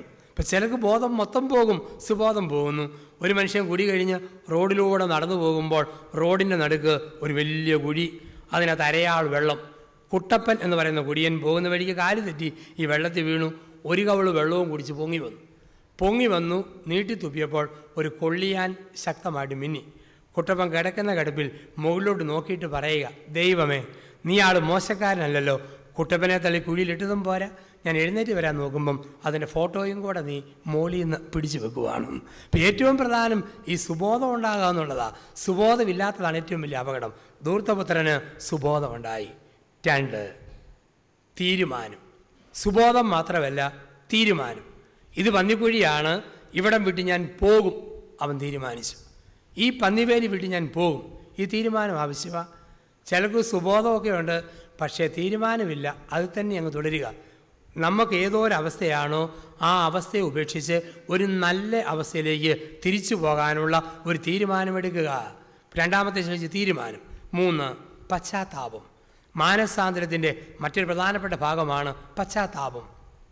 ധൂർത്തപുത്രൻ പറയുകയാണ്, പിതാവേ, അങ്ങേക്കെതിരെ സ്വർഗത്തിനെതിരെ ഞാൻ പാപം ചെയ്തു പോയി, പുത്രൻ എന്ന് വിളിക്കാൻ യോഗ്യതയില്ല, ദാസന്മാരിൽ ഒരുവനായി എന്നെ സ്വീകരിക്കണമേ. ഇന്നത്തെ ലോകത്തിന് ഇല്ലാതെ പോകുന്നത് ഈ പശ്ചാത്താപമാണ്. പശ്ചാത്താപം പലപ്പോഴും ഇല്ലാതെ പോകുന്നത് ഇന്നത്തെ ലോകത്തിന് ഈ പശ്ചാത്താപമാണ്. പല സമയത്തും ഇല്ലാതെ പോകുന്നത്. ഇന്നും പിള്ളേർ ഒളിച്ചു പോകും. പഴയതിനേക്കാൾ സ്പീഡിൽ തിരിച്ചു വരും. തിരിച്ചു വന്നാൽ എത്ര മക്കൾ പറയും, അപ്പ, അമ്മേ, നിങ്ങൾക്കെതിരെ സ്വർഗത്തിനെതിരെ പാപം ചെയ്തു, പുത്രൻ എന്ന് വിളിക്കാൻ യോഗ്യതയില്ല, ദാസന്മാരിൽ ഒരുവനായി എന്നെ സ്വീകരിക്കണമേ. പല മക്കളും പറയും, അപ്പ, ഞാൻ പോയെന്നുള്ളത് നേരാ, എൻ്റെ അവസ്ഥയാണ് അപ്പനും പോയേനെയും, പിന്നെ എനിക്കാണ് കുറി വീണത് എന്ന് മാത്രമേ ഉള്ളൂ. എന്നാലും ഞാൻ അത്ര മോശക്കാരനൊന്നുമല്ല, അതോ ലോകത്തൊന്നും പോയില്ലല്ലോ, നേരെ ഇങ്ങോട്ട് തന്നെ പോകുന്നില്ല. അതുകൊണ്ട് ബാക്കി വീതം വെച്ച് ലാവിഷായിട്ട് നമുക്ക് ഒരുമിച്ച് കഴിയാം. ഇന്നത്തെ രീതി ഇതാ. ഇന്ന് കൊച്ചു പിള്ളേർക്ക് പോലും പശ്ചാത്താപമില്ലല്ലോ. പണ്ട് അപ്പനും അമ്മയും എന്തെങ്കിലും പറഞ്ഞാൽ മക്കൾക്ക് ഒരു ചെറിയ പ്രയാസവും ഒരു നൊമ്പരവും ഒക്കെ തോന്നുമായിരുന്നു. ഇന്നതൊക്കെ പോയി. അമ്മ 8 വയസ്സുള്ള മോനോട് പറഞ്ഞു, മോനെ, നിനക്ക് കുറേ കൂടെ അനുസരണം വേണം അമ്മയോട്. നിന്നെ വലിയ വയറ്റിൽ ചുമന്നുകൊണ്ട് അമ്മ കറിയൊലത്തി വെള്ളം കോരി കോഴിയെ കൂട്ടിക്കയറ്റി ആടിനെ മാറ്റിക്കയറ്റി, അതിന് നന്ദി നിനക്ക് എന്നോട് വേണം പറഞ്ഞ് അവൻ്റെ മറുപടി, പിന്നെ ഗർഭിണികളായ എല്ലാ പെണ്ണുങ്ങളും വലിയ വയറും ചുമന്ന് നടക്കുന്നത് ഒരു സാധാരണ കാഴ്ചയാണ്. അമ്മയ്ക്ക് എന്നോടാ നന്ദി വേണ്ടിയത്, അതെന്നാടാന്ന് ചോദിച്ചു. അമ്മയെ നോർത്ത് നോക്കിക്കേ, ഞാൻ അമ്മയുടെ വയറ്റിൽ നിന്ന് ഇറങ്ങിപ്പോരാതെ അവിടെ തന്നെ കിടക്കാൻ തീരുമാനിച്ചിരുന്നെങ്കിൽ അമ്മയുടെ അവസ്ഥ എന്നായിട്ട് മാറുമായിരുന്നു. ഇതാണ് ഇന്നത്തെ ലോകത്തിൻ്റെ കാഴ്ചപ്പാട്. അപ്പൻ 10 വയസ്സുള്ള മോനോട് പറഞ്ഞു, മോനെ, നിൻ്റെ ഈ പ്രായത്തിൽ ജവഹർലാൽ നെഹ്റു 5 പുസ്തകം വായിച്ചു, നീ ഒരു മാതൃഭൂമി ആഴ്ചപ്പതിപ്പ് പോലും മൊത്തം വായിച്ചിട്ടില്ലല്ലോ. എൻ്റെ ദൈവമേ, ഇങ്ങനൊരു മോനെ എനിക്ക് കിട്ടിയല്ലോ. ഉടനെ മോൻ്റെ മറുപടി, അപ്പം വലിയ പുണ്യമൊന്നും പറയണ്ട, അപ്പൻ്റെ ഈ പ്രായത്തിൽ ജവഹർലാൽ നെഹ്റു ഇന്ത്യയുടെ പ്രധാനമന്ത്രിയായിരുന്നു, അപ്പൻ ഇപ്പോഴും റബ്ബർ കത്തിയും കൂടെയായിട്ട് നടക്കുമല്ലേ, അപ്പൻ്റേതാണ് കുഴപ്പം. ഇന്ന് പശ്ചാത്താപമില്ലാത്ത ഒരു ലോകത്തിലാണ് ജീവിക്കുക. അവിടെ പറയുന്ന മാനസാന്തരത്തിൽ വന്നുപോയ വീഴ്ചകളെക്കുറിച്ച്, പാളിച്ചകളെക്കുറിച്ച് അടിസ്ഥാനപരമായ ഒരു പശ്ചാത്താപം ഹൃദയത്തിൽ നമ്മൾ സൂക്ഷിക്കുക. 4, തിരിച്ചു പോക്ക്. 1, സുബോധം. 2, തീരുമാനം. 3, പശ്ചാത്താപം. 4, തിരിച്ചു പോക്ക്. ധൂർത്തപുത്രൻ തീരുമാനമെടുത്തിട്ട് തിരിച്ചുപോയി. വീട്ടിൽ നിന്ന് എത്രമാത്രം ദൂരെ പോയോ അത്രയും കിലോമീറ്റർ തിരിച്ചു നടന്നു. എത്ര പന്നിക്കുഴിയിലേക്ക് പോയോ അത്രയും കുഴിയിലേക്ക് അവൻ, ആ കുഴിയിൽ നിന്നും അവൻ മുകളിലേക്ക് കയറി വന്നു. നമ്മളോടും പറയുന്നു, ഈ വാർഷിക ധ്യാനത്തിലൂടെ ഒരു തിരിച്ചുപോക്ക് നമ്മൾ നടത്തണം. ദൈവത്തിലേക്ക് തിരിച്ചു ചെല്ലുമോ, തിരിച്ചു ചെല്ലുന്നവരെ ദൈവം 2 കൈ നീട്ടി സ്വീകരിക്കും. അതാണ് ലൂക്കായുടെ സുവിശേഷം 15-ാം അധ്യായത്തിൽ 20-ാം തിരുവചനം. ദൈവവചനത്തിൽ ഒരു വാക്യത്തിൽ ഒരുപാട് ക്രിയകളുള്ള വചനങ്ങൾ കുറവാണ്. പക്ഷെ ലൂക്കായുടെ സുവിശേഷം 15-ാം അധ്യായത്തിൽ 20-ാം വാക്യത്തിൽ ദൈവം കാത്തു നിൽക്കുന്നു എന്ന് പഠിപ്പിക്കുവാനായി ഒറ്റ വാക്യത്തിൽ 5 ക്രിയകളാണ് അടങ്ങിയിരിക്കുക. എന്തെല്ലാമാ? ദൂരെ വെച്ച് തന്നെ പിതാവ് അവനെ കണ്ട്, മനസ്സലിഞ്ഞ്, ഓടിച്ചെന്ന്, കെട്ടിപ്പിടിച്ച്, ചുംബിച്ചു. ദൈവസ്നേഹത്തിന് തിടുക്കമാ 5 പ്രവൃത്തികൾ. കണ്ട്, മനസ്സലിഞ്ഞ്, ഓടിച്ചെന്ന്, കെട്ടിപ്പിടിച്ച്, ചുംബിച്ചു. ദൈവസ്നേഹത്തിൻ്റെ 5 പ്രവൃത്തികൾ. എത്ര വലിയ തെറ്റ് പറ്റിയാലും തിരിച്ചു ചെല്ലാൻ മനസ്സുണ്ടോ ആ ദൈവം 2 കൈ നീട്ടി നമ്മളെ സ്വീകരിക്കുന്നു. അവിടെ 6-ാമത്തെ സ്റ്റേജ് അലങ്കൃതനാവുക. ഇവൻ്റെ പഴയ വസ്ത്രമെല്ലാം ഉരിഞ്ഞു കളഞ്ഞ് ഇവനെ പുതിയ വസ്ത്രം അണിയിക്കുക, അലങ്കൃതനാവുക. പൗലോസിൻ്റെ ഭാഷയിൽ പറഞ്ഞാൽ ആസക്തികളാൽ കലുഷിതമായ പഴയ മനുഷ്യനെ ഉരിഞ്ഞു കളഞ്ഞ് യേശു ക്രിസ്തുവിൽ പുതിയ മനുഷ്യനെ ധരിക്കുക, അലങ്കൃതനാവുക. നമ്മളോടൊക്കെ പറയുന്നു, വിശുദ്ധ മാമോദീസായിലും ആദ്യ കുർബാന സ്വീകരണത്തിലും നമ്മൾ സ്വീകരിച്ച വെള്ള വസ്ത്രത്തിൽ ചെളിയുടെ പൊട്ടുകൾ, പാപത്തിൻ്റെ കരിപ്പാടുകൾ വീണെങ്കിൽ അത് മാറ്റിയിട്ട് ഒരു പുതിയ വസ്ത്രം നമ്മൾ ഉടുപ്പിക്കുവാൻ ദൈവം ആഗ്രഹിക്കുന്നു. ഒരു വല്യച്ഛൻ അമ്മാവനായ മെത്രാനച്ഛൻ്റെ കൂട്ടത്തിൽ പിതാവ് എവിടെ പോയാലും കൂട്ടത്തിൽ വണ്ടിയെ കയറും. വലിയച്ഛനെ അതിൻ്റെ പിതാവ് കൊണ്ടുപോവുകയും ചെയ്യും. ഒരു ദിവസം ഇങ്ങനെ കാറേ കൊണ്ടുപോകുമ്പോൾ ഏതോ ഉണക്കമീൻ്റെ മണം പോലെ എന്തോ ഒരു മണം പിതാവിന് തോന്നി. ഇപ്പം മെത്രാനിച്ചൻ നോക്കി, വണ്ടിക്കകത്തോലും കിടക്കുന്നതാണ്, ഒന്നുമില്ല. നോക്കിയപ്പം കൂടെയുള്ള വല്യമ്മാവനായ അച്ഛൻ്റെ കാലയിൽ സോക്സ് അലക്കിയിട്ട് കുറേ നാളുകളായി. ഷൂസിനകത്തെ സോക്സ് എന്ന് വരുന്ന നാറ്റമാണ്. പിതാവ് പറഞ്ഞു, ഇനി മേലിൽ വൃത്തികെട്ട ഈ കുന്തം ഇട്ടുകൊണ്ട് വന്നു കഴിഞ്ഞാൽ എന്നോട് ഞാൻ വണ്ടിയെ കൊണ്ടുപോകില്ല, വൃത്തിയും മെനയും വേണ്ടേ, ഇത് ദൂരെ കളഞ്ഞിട്ട് വന്നോണം, ഇനി വരുമ്പോൾ പുത്തൻ സോക്സ് ഇട്ടുകൊണ്ട് വരണം, ഞാൻ നോക്കുമെന്ന് പറഞ്ഞു. അച്ഛൻ സമ്മതിച്ചു. പിറ്റേ തിങ്കളാഴ്ച പിതാവിൻ്റെ കൂടെ കാറേ കയറി. പോകുന്ന വഴിക്ക് കുറച്ച് കഴിഞ്ഞപ്പം പഴയതിനേക്കാൾ കട്ടിപ്പിടിച്ച ഒരു മണം പിതാവിന് അരിശം വന്നു. പിതാവ് ചോദിച്ചു, ഞാൻ പറഞ്ഞിട്ടും വലിയച്ഛൻ സോക്സ് മാറിയില്ലല്ലേ? എൻ്റെ പിതാവെ മാറി. നോക്കാനും ലോഹ പൊക്കിയപ്പം പുതിയ സോക്സ് എന്ന് പറഞ്ഞു. എനിക്ക് പിതാവിനെ അറിയാമല്ലോ, ഞാൻ പറഞ്ഞാൽ വിശ്വസിക്കുകയല്ലെന്നറിയാം, അതുകൊണ്ട് അത് കാണിക്കാൻ വേണ്ടി ഞാൻ പോക്കറ്റിൽ തന്നെ മാറിയ സാധനം ഇട്ടിട്ടുണ്ടെന്നും പറഞ്ഞ് എടുത്ത് പൊക്കി പിടിച്ച് കാണിച്ചു. പഴയ മനുഷ്യനെ ഉരിഞ്ഞു കളഞ്ഞാലും അതിൻ്റെ ബാക്കിയും ചുമന്നോട് നടക്കുന്നവരാണ് നമ്മൾ. പുതിയവരാകാൻ ആഗ്രഹമുണ്ട്, പക്ഷെ പഴയതിൻ്റെ ഭാഗം നമ്മൾ കളയുന്നില്ല. അലങ്കൃതനാവുക, പഴയ മനുഷ്യനെ പൂർണ്ണമായി ഉരിഞ്ഞു കളഞ്ഞ് ഒരു പുതിയ മനുഷ്യനായിട്ട് മാറുക, അലങ്കൃതനാവുക. അവിടെ 7ാമത്തെ സ്റ്റേജാണ് ആഹ്ലാദാരവം. കൊഴുത്ത കാളയെ കൊല്ലുക, മൃഷ്ടാന്ന ഭോജനം ഒരുക്കുക, നമുക്ക് ആനന്ദിക്കാം. എന്തെന്നാൽ എൻ്റെ നഷ്ടപ്പെട്ട മോൻ വന്നിരിക്കുന്നു, മൃതനായ അവൻ ജീവനിലേക്ക് വന്നിരിക്കുന്നു. ഒരു ധ്യാനം കൂടുമ്പോൾ ദൈവം നമുക്ക് തരുന്ന ഒരു വലിയ സമ്മാനമാണ് ആത്മീയ ആഹ്ലാദം. ഒരു നല്ല കുമ്പസാരം നടക്കുമ്പോൾ, കുറച്ച് വചനം കേൾക്കുമ്പോൾ, ഒരു വിശുദ്ധ കുർബാനയിൽ പങ്കെടുക്കുമ്പം ദൈവം തരുന്ന പ്രത്യേക സമ്മാനമാണ് ആഹ്ലാദം. ഈ ആഹ്ലാദ ആരവത്തിലേക്ക് ദൈവം നമ്മളെ വിളിക്കുന്നു. ചിന്തകളെ നമുക്ക് അവസാനിപ്പിച്ചു കൊണ്ടുവരാം. എന്താണ് യഥാർത്ഥ മാനസാന്തരമെന്ന് നമ്മളെ പഠിപ്പിക്കുന്നയാൾ സ്നാപക യോഹന്നാനാണ്. ലൂക്കായുടെ സുവിശേഷം 3-ാം അധ്യായത്തിൽ 4 മുതൽ 6 വരെ വാക്യങ്ങളിൽ എന്താണ് മാനസാന്തരമെന്ന് സ്നാപക യോഹന്നാൻ അക്കമിട്ട് പഠിപ്പിക്കുന്നു. 4 കാര്യങ്ങൾ ജീവിതത്തിൽ സംഭവിക്കുന്നതാണ് മാനസാന്തരം. എന്തെല്ലാമാ? 1, കുന്നും മലയും നിരത്തണം. ബൈബിളിൽ കുന്ന് എന്ന് പറഞ്ഞാൽ അഹങ്കാരം, മല സ്വയനീതീകരണം. 2 തിന്മകളെ ഉപേക്ഷിക്കണം. അഹങ്കാരത്തെയും സ്വയനീതീകരണത്തെയും നമ്മൾ ഉപേക്ഷിക്കണം. എന്ത് തെറ്റ് ചെയ്താലും ചിലർക്കൊക്കെ ഇത്രയും തെറ്റ് പറ്റുമ്പോൾ എനിക്കും ഇത്രയൊക്കെ ആകാം എന്നുള്ള സ്വയനീതീകരണം, അഹങ്കാരം, സ്വയനീതീകരണം ഉപേക്ഷിക്കുക. അതാണ് കുന്നും മലയും നിരത്തണം. 2, താഴ്വരകൾ നികത്തണം. എന്താണ് താഴ്വര? ബൈബിളിൽ മനുഷ്യാത്മാവിൻ്റെ പാപാവസ്ഥയ്ക്ക് വിളിക്കുന്ന വാക്കാണ് താഴ്വര. ജെറമിയ പറയുന്നു, എൻ്റെ ജനം എന്നെ മറന്നു, വെള്ളം തരാത്ത പൊട്ടക്കിണറുകൾ കുഴിച്ചു. കുഴിയിലേക്ക് പോകുന്ന അവസ്ഥ. സങ്കീർത്തകൻ പറയുന്നു, കർത്താവേ, അഗാധത്തിൽ നിന്ന് നിന്നെ ഞാൻ വിളിക്കുന്നു. പാപത്തിലാണോ? ജീവകാരുണ്യ പ്രവൃത്തികൾ, പരസ്നേഹ പ്രവൃത്തികൾ, ദാനധർമ്മങ്ങൾ, തപശ്ചര്യകൾ, പ്രാർത്ഥന, ഇതെല്ലാം വഴി തിന്മയുടെ കുഴികൾ നികത്തണം. കുന്നും മലയും നിരത്തണം, താഴ്വര നികത്തണം. വളഞ്ഞ വഴികൾ നേരെയാക്കണം. വളഞ്ഞ ഫോൺ വിളി, വളഞ്ഞ കത്തിടപാട്, വളഞ്ഞ കാശിടപാട്, വളഞ്ഞ ബന്ധങ്ങൾ, നേരെ പോന്നല്ലാതെ എന്തെല്ലാം ഉണ്ടോ അത് മുഴുവൻ ഉപേക്ഷിക്കുക. വളഞ്ഞ വഴികൾ നേരെയാക്കണം. 4, പരിപരുത്തവ മൃദുവാക്കപ്പെടണം. എന്താണ് പരിപരുത്തത്? ചെയ്ത് പഴകിപ്പോയ പ്രവൃത്തികൾ. വീട്ടിൽ തെറി പറഞ്ഞ് തെറിയെക്കുറിച്ച് തിരിച്ചറിവില്ലാത്ത അവസ്ഥ. മീൻ ചന്തയിൽ ആദ്യമായിട്ട് ഒരാൾ താമസിക്കാൻ ചെന്നപ്പം പറഞ്ഞു, എന്തൊരു നാറ്റം, എങ്ങനെ ഇവിടെ കിടക്കും? 1 മാസം കഴിഞ്ഞ് ചോദിച്ചു, ഇപ്പോൾ എങ്ങനെയുണ്ട് നാറ്റം? എന്നാ നാറ്റം, പണ്ടല്ലേ നാറ്റം, ഇപ്പോൾ എന്തൊരു മാറ്റം. നാറ്റം മാറിയതല്ല, മൂക്ക് നാറ്റത്തോട് അഡ്ജസ്റ്റ് ചെയ്ത് പോകുന്നതാണ്. പരിപരുത്തിയ അവസ്ഥ. നമ്മൾ ചില കാര്യങ്ങൾ ആവർത്തിച്ച് ചെയ്യുമ്പോൾ പരിക്കനായിട്ട് പോവും. നേഴ്സുമാരെ കണ്ടിട്ടില്ലേ? അവർ വന്ന് കുത്തി വെക്കുന്നത് വാഴപ്പിണ്ടിക്കിട്ട് കുത്തുന്ന പോലാണ്. കുത്തി പരിചയിച്ചു പോയി. ഡോക്ടർമാർ ഓപ്പറേഷൻ നടത്തുമ്പം രക്തം കാണുമ്പം തലകറങ്ങി വീഴുകയല്ലോ, പരിചയിച്ചു പോയി. അച്ഛന്മാർ ശവടക്കാൻ ചെല്ലുമ്പോൾ ഏങ്ങനടിച്ച് കരയുന്ന കണ്ടിട്ടുണ്ടോ? ഒരു പ്രശ്നവുമില്ല, അച്ഛനങ്ങ് പോകും. ഏതാണ്ട് വടവാങ്ങാൻ വരുന്ന പോലെ വിടവാങ്ങുന്നതിനും പാടി ശവത്തെയും പൊക്കിക്കൊണ്ട് പോകും. ചെയ്ത് പരിചയിച്ചു പോയി.